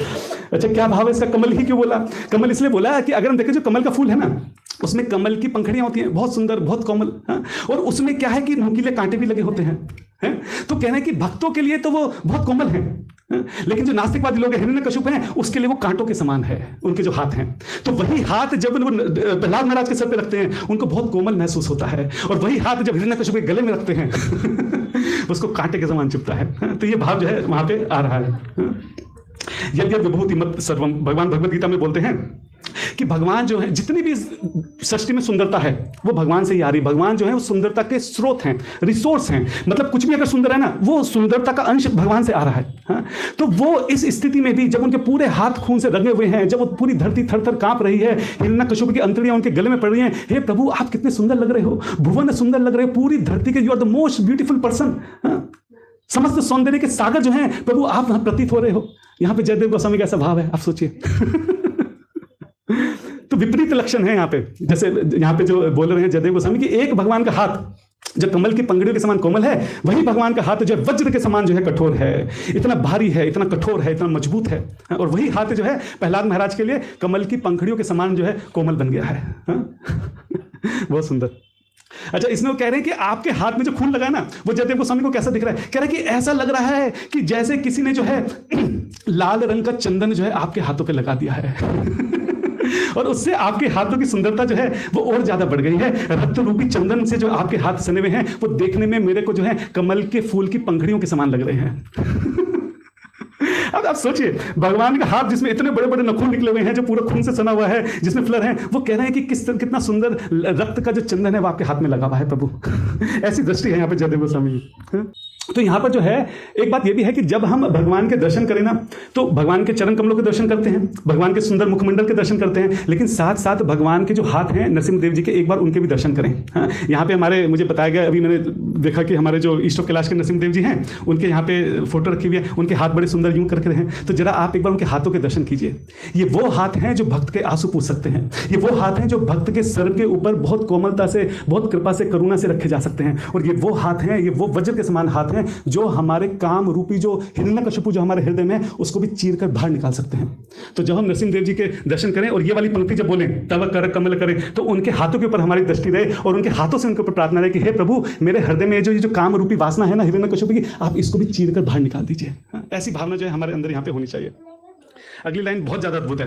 नखाम अद्भुत श्रृंगम, जो भगवान के नख हैं, जो उनके नाखून हैं वो बहुत अद्भुत हैं। और अद्भुत के साथ श्रृंगम है। श्रृंगम मतलब जो उनके नाखून हैं उनको यहाँ पे ग्लोरीफाई कर रखा है। नाखून कैसे हैं भगवान के? जैसे मैं अभी पहले बोल रहा था ना, किसी जानवर के देखे बहुत बड़े बड़े सींग होते हैं, बहुत नुकीले एकदम, देख के जिनको डर लगता है, ऐसे सींग के समान, बड़े से सींग के समान यूं भगवान के जो है नख हैं। ऐसा लगता है कि जैसे कोई पर्वत की चोटी जो है वो उतनी मजबूती से जो है भगवान के नख हैं, बहुत तीखे हैं, बहुत नुकीले हैं, बहुत मजबूत हैं। श्रृंगम, श्रृंगम का अर्थ होता है भगवान के नख अद्भुत हैं। इतने सुंदर नाखून हैं भगवान के उनके हाथ में। तो जो नखूनों पे हम चर्चा कर रहे हैं, तो जो हिरण्यकशिपु ने मांगा था कि मेरा किसी अस्त्र या शस्त्र से, किसी लिविंग या किसी डेड, किसी जीवित या मृत से भी जो है मेरा वध नहीं होना चाहिए। अब भगवान के लिए वो कह रहे हैं कि कितना अद्भुत ढंग से आपने रूप लिया प्रभु, है कि जो आपके जो नख हैं ना तो वो जीवित हैं ना वो मृत हैं। नख जो है वो एक तरह से नॉन लिविंग होते हैं, वो जड़ होते हैं वो, लेकिन वो जीवित शरीर में है। तो हम ये नहीं कह सकते कि नख जीवित हैं, हम ये भी नहीं कह सकते कि नख मृत हैं। हे प्रभु, आपने कितना सुंदर रूप, कितना अद्भुत, आपने क्या रूप धारण कर लिया कि एक ऐसा शस्त्र जो कि ना जीवित है ना ही मृत है, ऐसे शस्त्र से जो है आप अपने हिरण्यकशिपु को मारने के लिए यहाँ पे अवतरित हो गए हैं। कितना सुंदर भाव जो है यहाँ पे जयदेव गोस्वामी का निकल के आ रहा है। हाँ? और ये भी हमारे आचार्य कहते हैं कि जयदेव गोस्वामी का ये भाव भी है कि हे प्रभु, इतना बड़ा हिरण्यकशिपु, पूरा पूरा ब्रह्मांड जिससे कांप रहा है, जिससे डर रहा है, आपके नख कितने अद्भुत हैं कि आपने जो बड़े बड़े शस्त्रों से जिसको नहीं मारा जा सकता, आपने अपने नखनों के अग्रभाग से उनकी नुकीली चोट से केवल जो है उसका वध कर दिया। कितनी अद्भुत बात है प्रभु, आनंद आ गया देख के, वाह वाह क्या बात है। यहाँ पे जयदेव गोस्वामी का इस तरह से भाव आ रहा है। और हमारे आचार्य ये भी कहते हैं कि जैसे वेद होते हैं, वैदिक ज्ञान का जो शिखर है, यानी कि जो उसका एसेंस है, जो उसका सार है, जो उसका मर्म है, वो जो है नरसिम्हदेव जी के नखूनों का प्रतीक है। वो जो अंधकार है, जो अविद्या है, जो अज्ञान है, जो नास्तिकवाद है, वो हिरण्यकशिपु का प्रतीक है। तो जैसे भगवान ने अपने नखूनों से हिरण्यकशिपु को चीर दिया, फाड़ दिया, इसी तरह जो वैदिक ज्ञान है उसकी इतनी शक्ति है कि इस पूरे संसार के नास्तिकवाद को जो है वो चीर फाड़ के अलग कर सकते हैं। बहुत सुंदर यहाँ पे भाव जो है वो भगवान का यहाँ पे आ रहा है। और जैसे मैंने पहले बोला था, फिर से इस बात को बोलता हूँ कि जो भगवान के नाखून हैं वो हमारे लिए चेतावनी है। किस चीज़ के लिए? वैष्णव अपराध के लिए। हिरण्यकशिपु जो है वो वैष्णव अपराध। हम यहाँ पे नखूनों की बात करें, इसलिए दोबारा से रिपीट कर रहा हूँ कि जब भी हम वैष्णव अपराध करें, हमें भगवान के वो नखून जो है एक बार आंखों के आगे आ जाए हमारे, कि हमारे लिए खड़े हैं। श्रृंगम जैसे बड़े बड़े तीखे नुकीले बड़े बड़े जो नखून है भगवान के, जरा वो एकदम स्मृति में आ जाए तो अपने आप वैष्णव अपराध जो है हमारा रुक जाएगा। दलिता हिरण्यकशिपु। दलिता बड़ा अच्छा वर्ड है। दलिता का मतलब है चीर देना, फाड़ देना, उखाड़ देना। जैसे वो पुराने कपड़े को चीर देते हैं ना, जैसे किसी पतले से कागज को फाड़ देते हैं, जैसे किसी मच्छर को मसल देते हैं, उसको बोलते हैं दलिता। दलिता हिरण्यकशिपु तनु, हिरण्यकशिपु की बॉडी को, उसके शरीर को आपने ऐसा मसल दिया, चीर दिया, फाड़ दिया। ये यहाँ पे जयदेव गोस्वामी जो है यहाँ पे बोल रहे हैं। हमारे आचार्य कह रहे हैं कि यहाँ पे जो है हमको कर्म सिद्धांत के भी दर्शन होते हैं, क्योंकि हिरण्यकशिपु ने पूरे संसार के ऊपर अत्याचार किया था, उसको प्रताड़ित किया था, इसलिए आज भगवान कर्म सिद्धांत के अनुसार वही कर्म फल उसको दे रहे हैं और उसके शरीर को इस तरीके से प्रताड़ित कर रहे हैं। ये हल्की बात नहीं है, आप समझ सकते हैं। मैं फिर से वो बात, एक सुई चुभ जाए तो हालत खराब होती है। आप सोचिए किसी के पेट में ऐसे नखून तार के फाड़ा जा रहा है, जस्ट इमेजिन कि कितनी प्रताड़ना हुई होगी। उसके बाद पूरी अंतड़ियां उसकी बाहर निकाल के फेंकी जा रही हैं, उसको गले में डाला जा रहा है। कितना भयानक दृश्य है यहाँ पे। तो क्योंकि उसने पूरे ब्रह्मांड को सताया है, दुख पहुंचाया है, प्रताड़ित किया है, कर्म सिद्धांत के अनुसार अब उसके अंतिम क्षणों में भी इसी तरह से भगवान उसको प्रताड़ित कर रहे हैं। हाँ? तो कर्मों से कोई बच नहीं पाया है, ये यहाँ पे हमारे आचार्य हमको बता रहे हैं। हाँ? अच्छा, एक बहुत अच्छा भाव है, अगर आप ध्यान से देखो तो हिरण्यकशिपु क्या चाहता था? हिरण्यकशिपु चाहता था कि इस पूरे भौतिक संसार का जो सिंहासन है वो उस पर विराजमान हो, मतलब पूरी सृष्टि का पे वो राज्य करे, उसके सिंहासन पे वो बैठना चाहता था। हाँ? भगवान ने लात मार के उसको वहां से तो गिरा दिया, लेकिन उसको और एक बहुत ऊंचे सिंहासन पर बिठा दिया। कौन सा सिंहासन है? उनका जो निजी दिव्य सिंहासन है, उनकी जो गोदी है, उस पर भगवान ने उनको बिठा दिया। हाँ? तो वो कह रहे हैं जिस दिव्य सिंहासन पर बैठने का अधिकार केवल जगत जननी माता लक्ष्मी जी को है, उस सिंहासन पर आप सोचिए कि अंतिम क्षणों पर उन्होंने हिरण्यकशिपु को बिठा दिया। ऐसी करुणा, ऐसी कृपा आपने कहां देखी होगी? जिस गोदी में आज तक कोई नहीं बैठ पाया लक्ष्मी जी के अलावा, उस गोदी पर उन्होंने हिरण्यकशिपु को बिठा दिया। सच्ची कितना सुंदर भाव है। दलिता हिरण्यकशिपु तनु भृंगम, ये भृंगम तो और भी जबरदस्त है। यहाँ पे तो जयदेव गोस्वामी ने हद ही कर दी, सारी हदें पार कर दी। वो कह रहे हैं कि भृंगम क्या है? भृंगम किसको बोलते हैं? भौरे को बोलते हैं। एक काला भौरा जो है उसको भृंगम बोलते हैं। तो कई बार हमने देखा है कि किसी की सुंदरता, जैसे हम भी क्या करते हैं, हमारे घर में डीटीज है निताई गौरंग की, तो डीटीज में ना यहाँ छोटी सी बिंदी लगा देते हैं, तो उससे उनकी सुंदरता और बढ़ जाती है। जैसे मायापुर में भी इतने सुंदर गौर है हमारे पंचतत्व में, तो गोल्डन रूप है, उसमें छोटा सा यहाँ पे काली बिंदी लगाते हो तो सुंदरता और ज्यादा निकल कर आती है। तो इसी तरह से यहाँ पे जयदेव गोस्वामी कह रहे हैं कि जैसे गुलाब के कमल के फूल के ऊपर जो है अगर कोई काला भंवरा आकर बैठ जाए तो उस कमल की सुंदरता जो है और निकल कर आ जाती है। बिल्कुल ठीक इसी तरह से कमल रूपी हाथ के ऊपर या कमल रूपी हमारे जो नरसिंहदेव जी हैं उनके ऊपर हिरण्यकशिपु को आके बिठा दिया है, जब गोद में बिठा दिया है तो उनकी सुंदरता और निकल कर आ रही है। काले भंवरे से जो है यहाँ पे हिरण्यकशिपु का उन्होंने कंपेयर किया है, इस तरह से वो यहाँ पे बोल रहे हैं। बात इतनी सी है कि काला भंवरा जो है वो तो कमल के फूल पर रस पीने के लिए बैठता है, लेकिन यहां पे जो काला भंवरा है वो उस फूल को नष्ट करने के भाव से उस फूल के ऊपर बैठा था, लेकिन फूल ने क्या करा? अपनी पंखड़ियों से उस काले भंवरे को जकड़ लिया। और वो जो काला भंवरा है वो उस कमल रूपी फूल की कोमल पंखड़ियों के बीच में अपने आप को जकड़ा हुआ पा रहा है। ये सुंदर दृश्य देखकर मुझे बहुत आनंद हो रहा है। आप सोचिए कि क्या भयंकर दृश्य है, और उसकी कितनी बढ़िया परिभाषा जो है जयदेव गोस्वामी कर रहे हैं यहाँ पे। अब मतलब काव्य के एकदम शिखर पर है, एकदम परिकाष्ठा उन्होंने यहाँ पे निकाल दिया। इतना भयंकर दृश्य, और वो कहने की काला बोटा भंवरा जो है वो फूलों की पंखड़ियों के बीच में जो है वो फंस गया है। जब चैतन्य महाप्रभु सुनते थे ना नरसिम्हा आरती, जब ये वाला जो पंक्ति आती थी विशेष रूप में, वो एकदम बहुत ज्यादा आवेश में चले जाते थे। चैतन्य महाप्रभु को बहुत पसंद थी। जयदेव गोस्वामी जी की गीत गोविंद है या जो दशावतार स्तोत्र में रोज चैतन्य महाप्रभु उसको सुना करते थे। और अगर हम इसके ऊपर मेडिटेट करें ना, अभी तो ऐसे बोल के बात खत्म हो जाएगी, लेकिन हम जब देखें उसके ऊपर मेडिटेट करें, नरसिम्हदेव जी की फोटो को, उनके विग्रहों को देखें और वो भाव लाएं कि किस तरीके से एक सुंदर कोमल पंखड़ियों के बीच में काला भंवरा फंसा हुआ है। आप सोचिए कितना आनंद की बात है। तो हम भगवान से बोल सकते हैं कि हे प्रभु, जो हमारे अंदर भी काम रूपी काला भंवरा है, आप उसको भी अपने नाखूनों से निकाल कर हटा दीजिए, उसको समतल कर दीजिए हमारे मन को, ताकि इसमें सुंदर भवन का, प्रेम भवन का, भगवान के प्रति जो प्रेम है उसके सुंदर भवन का जो है वहां पे निर्माण हो सके। आखिरी लाइन है, 10 मिनट बचे हैं। केशव धृता नरहरि रूपा। धृता का मतलब होता है कि फॉर्म को ले लेना, एज्यूम कर लेना, मतलब उस रूप में प्रकट हो जाना। तो केशव धृता, जो केशव हैं, जो ओरिजिनल भगवान श्याम सुंदर हैं, जो वजेंद्र नंदन हैं, जो यशोदा नंदन हैं, जो गोपी जन वल्लभ हैं, जो गिरिधारी हैं, वही केशव धृता, उस केशव ने ही रूप ले लिया है नरहरि का यहाँ पे। तो उनके दशावतार स्तोत्र की आखिरी लाइन हर किसी में रहती है कि वही केशव, वही सुप्रीम, किसी और की बात नहीं कर रहे हैं यहाँ पे। उन्हीं केशव ने जो है यहाँ पे नरहरि का जो है रूप धारण कर लिया है। इस बात को यहाँ पे वो बोलते हैं। तो भागवतम का जो बहुत फेमस वर्स है 1328, चेते चमशा कलापुंसा कृष्ण से भगवान स्वयं, ये वर्स का यहाँ पे जो है उसका रिफ्लेक्शन आ रहा है। उस वर्स क्या है? उस वर्स में ये पहले स्कंद में जो वर्स है, यहाँ पे व्यासदेव जो है भगवान के सारे अवतारों के बारे में बताते हैं। उसके अंत में क्या बोलते हैं? कृष्णस्तु भगवान स्वयं। बाकी सारे भगवान के जितने भी अवतार हैं, या तो वो भगवान की एक्सपेंशन है या फिर एक्सपेंशन की भी एक्सपेंशन है, लेकिन भगवान श्री कृष्ण है वो ही स्वयं भगवान है। इस भाव को वहां पे रखा गया, और ये बहुत इंपॉर्टेंट है। जीवा गोस्वामी ने इस वर्ष को सेनापति बोला है, ये सेनापति वर्ष है। कहने का मतलब ये है कि पूरी भागवतम के, ये सारे शास्त्रों के जितने भी वर्ष हैं, जैसे सेनापति के पीछे पूरी सेना चलती है, इस प्रकार बाकी सारे शास्त्रों के सारे जो श्लोक हैं, वर्ष हैं, इस वर्ष के पीछे पीछे चलते हैं। इस वर्ष की दृष्टि से ही हम बाकी सारे वर्ष को देख सकते हैं। और ये वर्ष जो है इतना इंपॉर्टेंट है कि उन्होंने बोला कि सेनापति है ये कृष्णस्तु भगवान स्वयं, जिससे इस बात का प्रमाण मिलता है कि भगवान श्री कृष्ण जो है वही केवल परम भगवान है।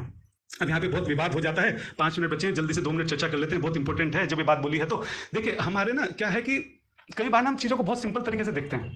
कई बार हम कह देते हैं कि सभी भगवान एक हैं, कभी हम कहते हैं कि नहीं ये बड़ा है, ये छोटा है, सब भगवान एक नहीं है। ये इतना सिंपल नहीं है। सब भगवान एक है, सब भगवान एक नहीं है, इतनी सिंपल परिभाषा नहीं है। हमारे शास्त्रों में जो भगवान के विषय में बताया गया है वो इस तरीके से, आप सोचिए कि भगवान एक ही है, उस एक ही भगवान के अंदर विविधताएं हैं। और उन विविधताओं के अंदर जो है एक भगवान जो मूल रूप से है, भगवान श्री कृष्ण, वो विशेष है, मतलब वो मूल है। समझे? थोड़ा मुश्किल है अगर आप समझे तो। एक ही के अंदर विविधताएं हैं, उन विविधताओं के अंदर भी जो एक है वो मूल है। हाँ? ऐसा नहीं है कि कोई रूप भगवान का क्रिएट हो गया, क्रिएट नहीं होता है, सारे रूप भगवान के अनंत है। ये केवल एक ऑन्टोलॉजिकल पोजीशन होती है। ऑन्टोलॉजिकल मतलब होता है कि किसी चीज की तत्व ये आया कहां से। जैसे फॉर एग्जांपल हम बोलते हैं, भगवान भगवत गीता में क्या बोलते हैं, मानवीय अंशा जीव लोके, जितने भी जीव हैं वो मेरे अंश हैं। तो क्या ऐसा था कि कभी हम थे नहीं और बाद में भगवान के अंश के रूप में प्रकट हो गए? ऐसा तो नहीं है, जीव तो सनातन है। तो फिर ऐसा क्यों बोला?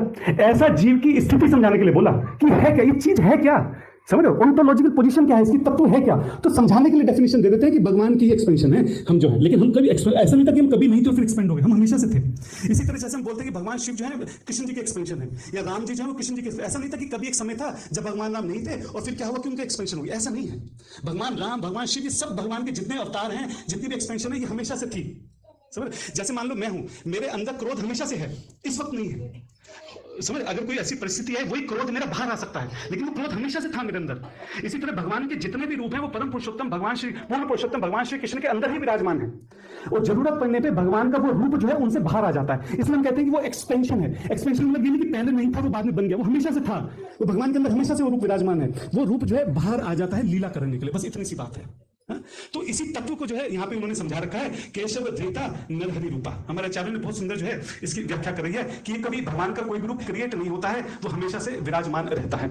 और इसी लाइन में क्या है कि मेरे अंकल में चाचा यहाँ पे, वेलकम, मैंने जस्ट अभी आपको देखा। तो यहाँ पे क्या है कि अच्छा देखिए, इसी पंक्ति में दोनों भाव आ गए। इसी पंक्ति में क्या हो गया कि नरहरि की बात भी हो गई, केशव धृता नरहरि रूपा। हाँ, यहाँ पे ऐश्वर्य की जो भाव है। अच्छा, एक बड़ा अच्छा पॉइंट हमारे आचार्य इसमें बोलते हैं। वो बोल रहे हैं कि जब हम यहाँ पे क्या कर रहे हैं, जयदेव गोस्वामी क्या कर रहे हैं कि ये बता रहे हैं कि वही केशव है, वही श्याम सुंदर है वृंदावन वाले। कोई और मत समझ लेना। कई बार क्या होता है कि भगवान के ऐश्वर्य में जो है माधुर्य छुप जाता है। हाँ, जैसे भगवान और अर्जुन दोनों मित्र हैं, लेकिन जब भगवान ने अपना विश्व रूप दिखाया तो अर्जुन घबरा गए। हाँ, अर्जुन एकदम हाथ जोड़ के परम ब्रह्मा परम धाम पवित्रम परम भगवान पुरुषम सत्यम दिव्यम आदि दिव्यम वचन एकदम जब बैठने वहां पे स्टार्ट हो गए, जो सखा वाला भाव तो खड़ा हो गया। इसी तरीके से हम अलग अलग समय पर देखते हैं, जैसे वासुदेव देवकी के जब भगवान ने जन्म लिया तो चतुर्भुज में लिया, तो उनका मातृत्व जो था वो खत्म हो गया, ऐश्वर्य ने उसको ढक लिया। हाँ? तो कहीं तुम नरसिंह देव जी का ऐश्वर्य देख के कहीं कंफ्यूज मत हो जाना, ये वही केशव है। हाँ? तो यहाँ पे क्या कर रहे हैं कि जयदेव गोस्वामी हमें बता रहे हैं कि ऐश्वर्य से माधुर्य भाव को कहीं खो मत देना तुम। हाँ, कहीं उनकी मैजेस्टी देखकर, उनका ये विराट रूप देखकर, उनकी लीला देखकर कहीं भूल मत जाना कि ये वही श्याम सुंदर है। केशव धृता नरहरि रूपा, ये वही केशव है जो नरहरि के रूप में आ गए हैं। इस बात को जो यहाँ पे जयदेव गोस्वामी जो बोल रहे हैं। हाँ? और अंत में क्या बोलते हैं, जय जगदीश हरे। हाँ, हे जगदीश जय हो जय हो जय हो। तो जय जो है एक तरह से विक्ट्री सिंबल है कि जैसे कुछ किसी चीज को प्राप्त होता है ना, जय हो। हाँ, इस तरीके से हम बोलते हैं। जब नरसिंहदेव जी की और हिरण्यकशिपु का युद्ध चल रहा था तो बीच बीच में नरसिंहदेव जी जो है हिरण्यकशिपु को छोड़ देते थे। युद्ध हो रहा है तो एकदम जैसे नरसिंहदेव जी उसको जकड़ते हैं, सारे देवी देवता जो है बादलों से निकल के आते हैं, जय हो जय नरसिंहदेव जय नरसिंहदेव। और फिर नरसिंहदेव जी जो उसको छोड़ देते हैं हिरण्यकशिपु को, और हिरण्यकशिपु नहीं देखते देवी देवताओं की तरफ, और देवी देवता एकदम घबरा जाते हैं, क्या हुआ, ये तो छोड़ दिया। ऐसा तो नहीं कि जीत जाएंगे, क्योंकि उनका डर तो था ही, इतना बड़ा राक्षस है, इतना ताकतवर है। तो वो एकदम फिर बादलों के पीछे करके छुप जाते थे। फिर से थोड़ी देर में नरसिंहदेव जी उसको जकड़ते थे, फिर से जय हो जय नरसिंहदेव जय नरसिंहदेव, और फिर से जैसे छोड़ते थे फिर से पीछे छुप जाते थे। तो अंतिम में जब हिरण्यकशिपु का वध होता है तब सारे देवी देवता जो है बाहर निकल के आते हैं और कहते हैं जय जगदीश हरे, जय हो जय नरसिंहदेव भगवान की जय। तो यहाँ पे जो जगदीश हरे है, जगदीश बेसिकली यहाँ पे बोलना चाह रहे हैं कि हिरण्यकशिपु था वो क्या चाहता था कि इस पूरे समस्त भौतिक ब्रह्मांड का मैं स्वामी बन जाऊं, यही उसका भाव था। तो अंत में उसको मार के ये बात स्थापित हो गई कि इस पूरे जगत का तो एक ही जगदीश है और वो स्वयं नारायण देव हैं, और कोई नहीं हो सकता। अनंत कोटि ब्रह्मांड नायक जो हैं वो तो एक ही हैं, वही केशव हैं, वही श्याम सुंदर हैं जो नरसिंहदेव के रूप में आए हैं। तो इस बात को यहाँ पे जयदेव गोस्वामी जो स्थापित कर रहे हैं, चाहे कोई कितना भी शक्तिशाली हो जाए, चाहे कोई समझ ले कि मैं ही स्वामी हूं, अंत में स्वामी तो एक ही निकलते हैं और वो हमारे केशव हैं। और यहाँ पे जो हरि है, अभी समय 1 मिनट बचा है, जल्दी से बोल देते हैं। जो हरि वर्ड है वो भी बहुत स्पेशल है। हमारे आचार्य कह रहे हैं हरि जो है ये बहुत माधुर्य भाव है, जगदीश जो है वो ऐश्वर्य भाव है कि जगदीश है, अनंत कोटि ब्रह्मांड नायक भगवान श्री कृष्ण ऐश्वर्य भाव है। लेकिन जो हरि है वो बहुत माधुर्य भाव में है। हरि कौन होता है, जो हर लेता है। क्या हर लेता है, हमारे पाप हर लेता है, हमारे ताप हर लेता है, और जितनी भी हमारी अविद्या है उसको हर लेता है। हाँ? अनंत जन्मों से जितने भी हमने पाप करे हैं, हरि का क्या काम है, उन सबको हर लेता है। हाँ? आखिरी वर्ष क्या है, 1866 फेमस वर्ष, सर्वधर्मान परित्यज्य माम एकम शरणम व्रज अहम त्वं सर्व पापेभ्यो, मैं तुम्हारे सारे पापों को हर लूंगा। भगवान श्री कृष्ण बोलते हैं भगवद गीता में। तो सारे पापों को हर लेता है, सारे ताप को हर लेता है। ताप क्या है, जो भी थ्री फोल्ड मिजरीज हैं इस भौतिक जगत में। हम देखते हैं कि 3 तरह से हमारे को प्रॉब्लम आती है। सबसे पहले तो हमारे अपने शरीर से बीमार पड़ जाते हैं, कुछ एक्सीडेंट हो जाता है। दूसरा जो है हमारे आसपास से, रिश्तेदारों से, घर परिवार से, जिनको हम जानते हैं, वहां से हमको दिक्कत होती है, मिजरीज आती है, रिलेशनशिप इश्यूज होते हैं। और तीसरा प्रकृति से होती है, बहुत गर्मी पड़ गई, सर्दी पड़ गई, बारिश हो गई, भूकंप आ गया, ये हो गया, पोल्यूशन है, जो भी सब चीजें। तो इन तीनों तरह की मिजरीज से जो है नरसिंह देव जी हैं, जो हरि हैं, वो हमारी रक्षा करते हैं। और अविद्या से, अविद्या का तो हमने अभी ऑलरेडी वर्णन सुन लिया कि जो हमारे भाव है ना, आई एंड माइंड, कि मैं हूं और ये सब मेरा है, ये जो अविद्या है, अज्ञान है, अहंकार है, अंधकार है, जितना भी है, इससे भगवान हमारी रक्षा करते हैं। ओ हरि, इन सब से मेरी रक्षा करो, क्योंकि तुम ही जगदीश हो। ये भाव जो है यहाँ पे जयदेव गोस्वामी हमको बता रहे हैं। हाँ? अच्छा, एक बहुत स्वीट, और यहाँ पे हमारे आचार्य बड़ी अच्छी बात बोलते हैं। वो कहते हैं दुनिया के लिए होंगे वो जगदीश, दुनिया के लिए होगा जगत, ये अनंत ब्रह्मांड जो है, इतनी गैलेक्सी जो है, इतने प्लेनेट है, ये सब दुनिया के लिए होगा, मेरे लिए वो नहीं है। तो फिर तुम्हारे लिए क्या है, कह रहे बड़ा अच्छा पॉइंट बोल रहा था। वो कह रहे सब दुनिया के लिए होगा, मेरे लिए तो मेरा जगत जो है, मेरे प्राण है, मेरा शरीर है, मेरा जीवन है। तो जो मेरा जीवन है, मेरे जीवन के जो प्राण है, मेरे मन है, मेरी बुद्धि है, मेरे शब्द, इन सब के जगदीश आप हो। दुनिया के लिए होंगे आप ब्रह्मांड के जगदीश, मेरे तो जीवन के, मेरे प्राण के आप जगदीश हो, क्योंकि मेरा जगत तो वही है। इतना सुंदर भाव यहां से निकल गया। मेरा जगत तो ये है, मैं नहीं जानता ये दुनिया, ये गैलेक्सीज, ये प्लैनेट्स, मुझे इनसे कोई लेना देना नहीं। जो मेरा जगत है, जो मेरी छोटी सी दुनिया है, उसके जगदीश आप हो। ये भाव जो यहां पे निकल के आ रहा है बहुत सुंदर तरीके से। तो हम जब ये गाएं कि जय जगदीश हरे, तो खाली ग्लोरीज नहीं, हमारा भी अंदर से ये भाव निकल के है कि मेरे जीवन में जो भी कुछ है, हे प्रभु, सब आपका है। मेरे शब्द, मेरी बुद्धि, मेरे संस्कार, मेरा शरीर, ये सब आपका है। इसको आप अपनी सेवा में लगा लीजिए, जय जगदीश हरे। तो ये भाव जो है यहाँ पे हमारा निकल के आ रहा है। तो अभी हम ऑलरेडी 2 मिनट ऊपर हो गए हैं, तो यहाँ पे कंक्लूड कर लेते हैं जल्दी से। 9 बजे तक का टाइम था, 9:02 हो गए हैं, मुझे क्षमा कीजिएगा। आपका सब प्रसाद भी सबका लेट हो रहा है। तो अभी अगली बार अभी क्या करेंगे, जब भी हम नरसिंह आरती गाएंगे, मुझे अगली रिकॉर्डिंग ठीक से हुई है तो आप एक बार कोशिश करके दोबारा भी सुन सकते हैं, या हमारे आचार्यों के विषय में सुनेंगे, हमारे वरिष्ठ भक्तों से सुनेंगे तो और भी ज्यादा अच्छा है। मेरे सुनने से अच्छा वरिष्ठ भक्तों को सुने, जो हमारे आचार्यों ने लिखा है उसको पढ़ें, उससे और ज्यादा हमारे हृदय पे इंपैक्ट होगा। तो उसको एक बार दोबारा सुने, पढ़ें, और जब हम नरसिंह आरती गाएं तो ऐसे गाएं कि वो एक एक लाइन जो है उससे हमारे हृदय में वो भाव उत्पन्न हो, तब वो आरती गाने का फायदा है, तब उस आरती का पूरी तरह से लाभ हमको होगा। नहीं तो जैसे दवाई होती है ना, दवाई का डिस्क्रिप्शन तो पढ़ लिया लेकिन दवाई खाई नहीं। तो ये ऐसा है कि आरती बार बार बोल तो रहे हैं, लेकिन उस आरती के पीछे जो भाव है, उस शब्दों के पीछे जो भाव है, उस भाव को आत्म साक्षात्कार नहीं कर पा रहे हम, तो उतना फल प्राप्त नहीं होता, उतना आनंद नहीं आता है। और आप समझिए कितना ये आनंद का सागर है, मतलब ये ऐसा है, इसमें डूब जाओ तो कोई बाहर निकलने को ना, इतना आनंद है। जयदेव गोस्वामी का एक एक शब्द ऐसा है कि पूरे पूरे चैप्टर उसके ऊपर लिखे जा सकते हैं, इतना भाव उसके अंदर है। अभी तो 1-1.5 घंटे में जल्दी जल्दी में क्या बता रहा हूँ, क्या नहीं बता, कंफ्यूज हो रहा हूँ। इतनी सारी चीजें हमारे आचार्यों ने बताई हैं, अगर एक बार इस आनंद के सागर में डूब गए ना तो भाव नहीं निकल पाएंगे। इतना सुंदर, इतना माधुर्य जो है हमारे आचार्यों ने, जयदेव गोस्वामी ने यहाँ पे इसकी कल्पना करी है, इस पूरे दृश्य की, जो यहाँ पे नरसिंह देव आरती हम सुनते हैं। ठीक है, आप सब लोगों के श्री चरणों में प्रणाम है। मेरे कुछ कहने सुनने में गलती हुई हो, आप मुझे क्षमा कीजिएगा। जो भी मैंने वरिष्ठ अपने आचार्यों से सुना, जो भी पढ़ा, उसको यहाँ पे नोट्स बना के आप सबके साथ साझा किया। लेकिन मेरे सुनने, समझने में, पढ़ने में जो भी त्रुटियां रही हो, गलती रही हो, आप वैष्णव भाव रख के, सारग्राही रख के मुझे क्षमा कीजिएगा। और मेरे लिए प्रार्थना कीजिएगा, जो मैं यहाँ पे बैठ के बोल रहा हूँ, मैं भी उसको जीवन में उतार सकूँ, है ना। सिर्फ बोलने का नहीं है, क्योंकि भाई नरसिम्हा, हृदय नरसिम्हा की बात है, तो खाली बाहर से बोलना नहीं है, अपने हृदय में भी जो है, मैं भी खुद भी उस रास्ते पे चल सकूँ, जो मैं बोल रहा हूँ, मैं खुद भी उसको अपने जीवन में उतार सकूँ। आप सब मुझे ऐसा आशीर्वाद दीजिएगा। श्री नरसिम्हदेव भगवान की जय, प्रहलाद महाराज की जय, श्रील प्रभुपाद जी की जय, गौर प्रेमानंदे, हरि हरि बोल। क्वेश्चन का टाइम है तो जी आपके ऊपर, मैंने 9 बजे खत्म कर दिया, मतलब सॉरी 5 मिनट ऊपर हो गए, सॉरी। यस माता जी, जयदेव गोस्वामी के विषय में थोड़ा बहुत भी प्रकाश डाल दीजिए, आज पहली बार सुना उनके विषय में। अच्छा माता जी, बिल्कुल समझ नहीं, बहुत लंबी कथा है, मैंने 4 पार्ट में उसकी रखी है। मैं आपको बहुत संक्षिप्त में बता देता हूँ। जयदेव गोस्वामी जी का बचपन में ही उनके माता पिता की मृत्यु हो गई थी। वो जिस एक बहुत धनी परिवार में थे, उनके किसी रिश्तेदार ने उनकी सारी प्रॉपर्टी हड़प ली थी। हड़प क्या ली थी, वो उनको पता लग गया था हड़पना चाहते हैं, तो खुद ही उनको दे गए थे वो, ठीक है। और वो खुद उसके बाद जगन्नाथपुरी चले गए थे। जगन्नाथपुरी में गए, वहाँ पे जगन्नाथ जी के बहुत विशेष उनको कृपा प्राप्त हुई। उन्होंने कई सारे वहाँ पे गीत लिखे, ठीक है। वो ब्रह्मचारी थे, ब्रह्मचारी ही रहना चाहते थे, लेकिन जगन्नाथ जी की इच्छा थी कि वो विवाह करें। तो जगन्नाथ जी ने ही एक स्त्री का अरेंज किया, उसके ऊपर एक पूरी कथा है कैसे कैसे उनके, फिर वहाँ से उनका विवाह हो गया। उनके नाम भूल रहा हूँ मैं, उनकी पत्नी का, किसको, पद्मावती को, है ना, उसके साथ उनका विवाह हो गया। उसके बाद उन्होंने जो है भगवान के ग्लोरिफिकेशन में बहुत सारे गीत गोविंद एक किताब है, गीत कोई एक गोविंद नहीं है, एक गीत का संग्रह है एक तरह से। तो उन्होंने वो गीत लिखे और वो इतने ज़्यादा फेमस हो गए कि उनको पूरे भारत से लोग जो है अलग अलग तरीके से बुलाने लगे, राजा महाराजा बुलाने लगे। जगन्नाथ जी की कितनी सारी स्टोरीज हैं कि जगन्नाथ जी पागल रहते गीत गोविंद सुनने के लिए। आज भी जगन्नाथ जी को रोज रात को गीत गोविंद सुनाया जाता है आज के समय पे, बिना गीत गोविंद सुने सोते नहीं है जगन्नाथ जी। और किस तरह से वो पीछे पीछे भाग रहे हैं, कैसे कैसे बहुत बहुत सारी उसके पीछे स्टोरीज हैं।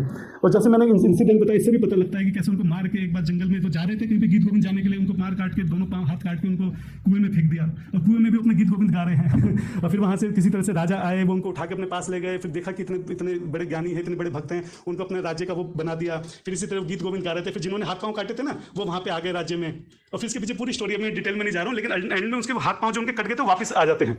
और ये देख के सब लोग आश्चर्यचकित हो जाते हैं पूरे भारत में कैसे उनकी ग्लोरीज होती हैं। ठीक है, बहुत इंटरेस्टिंग स्टोरी माता जी, ये तो मैं असंभव है बताना। मतलब आप सुनिएगा तो आपका मेरे चैनल पे आप सुनिएगा, आपको आनंद आएगा।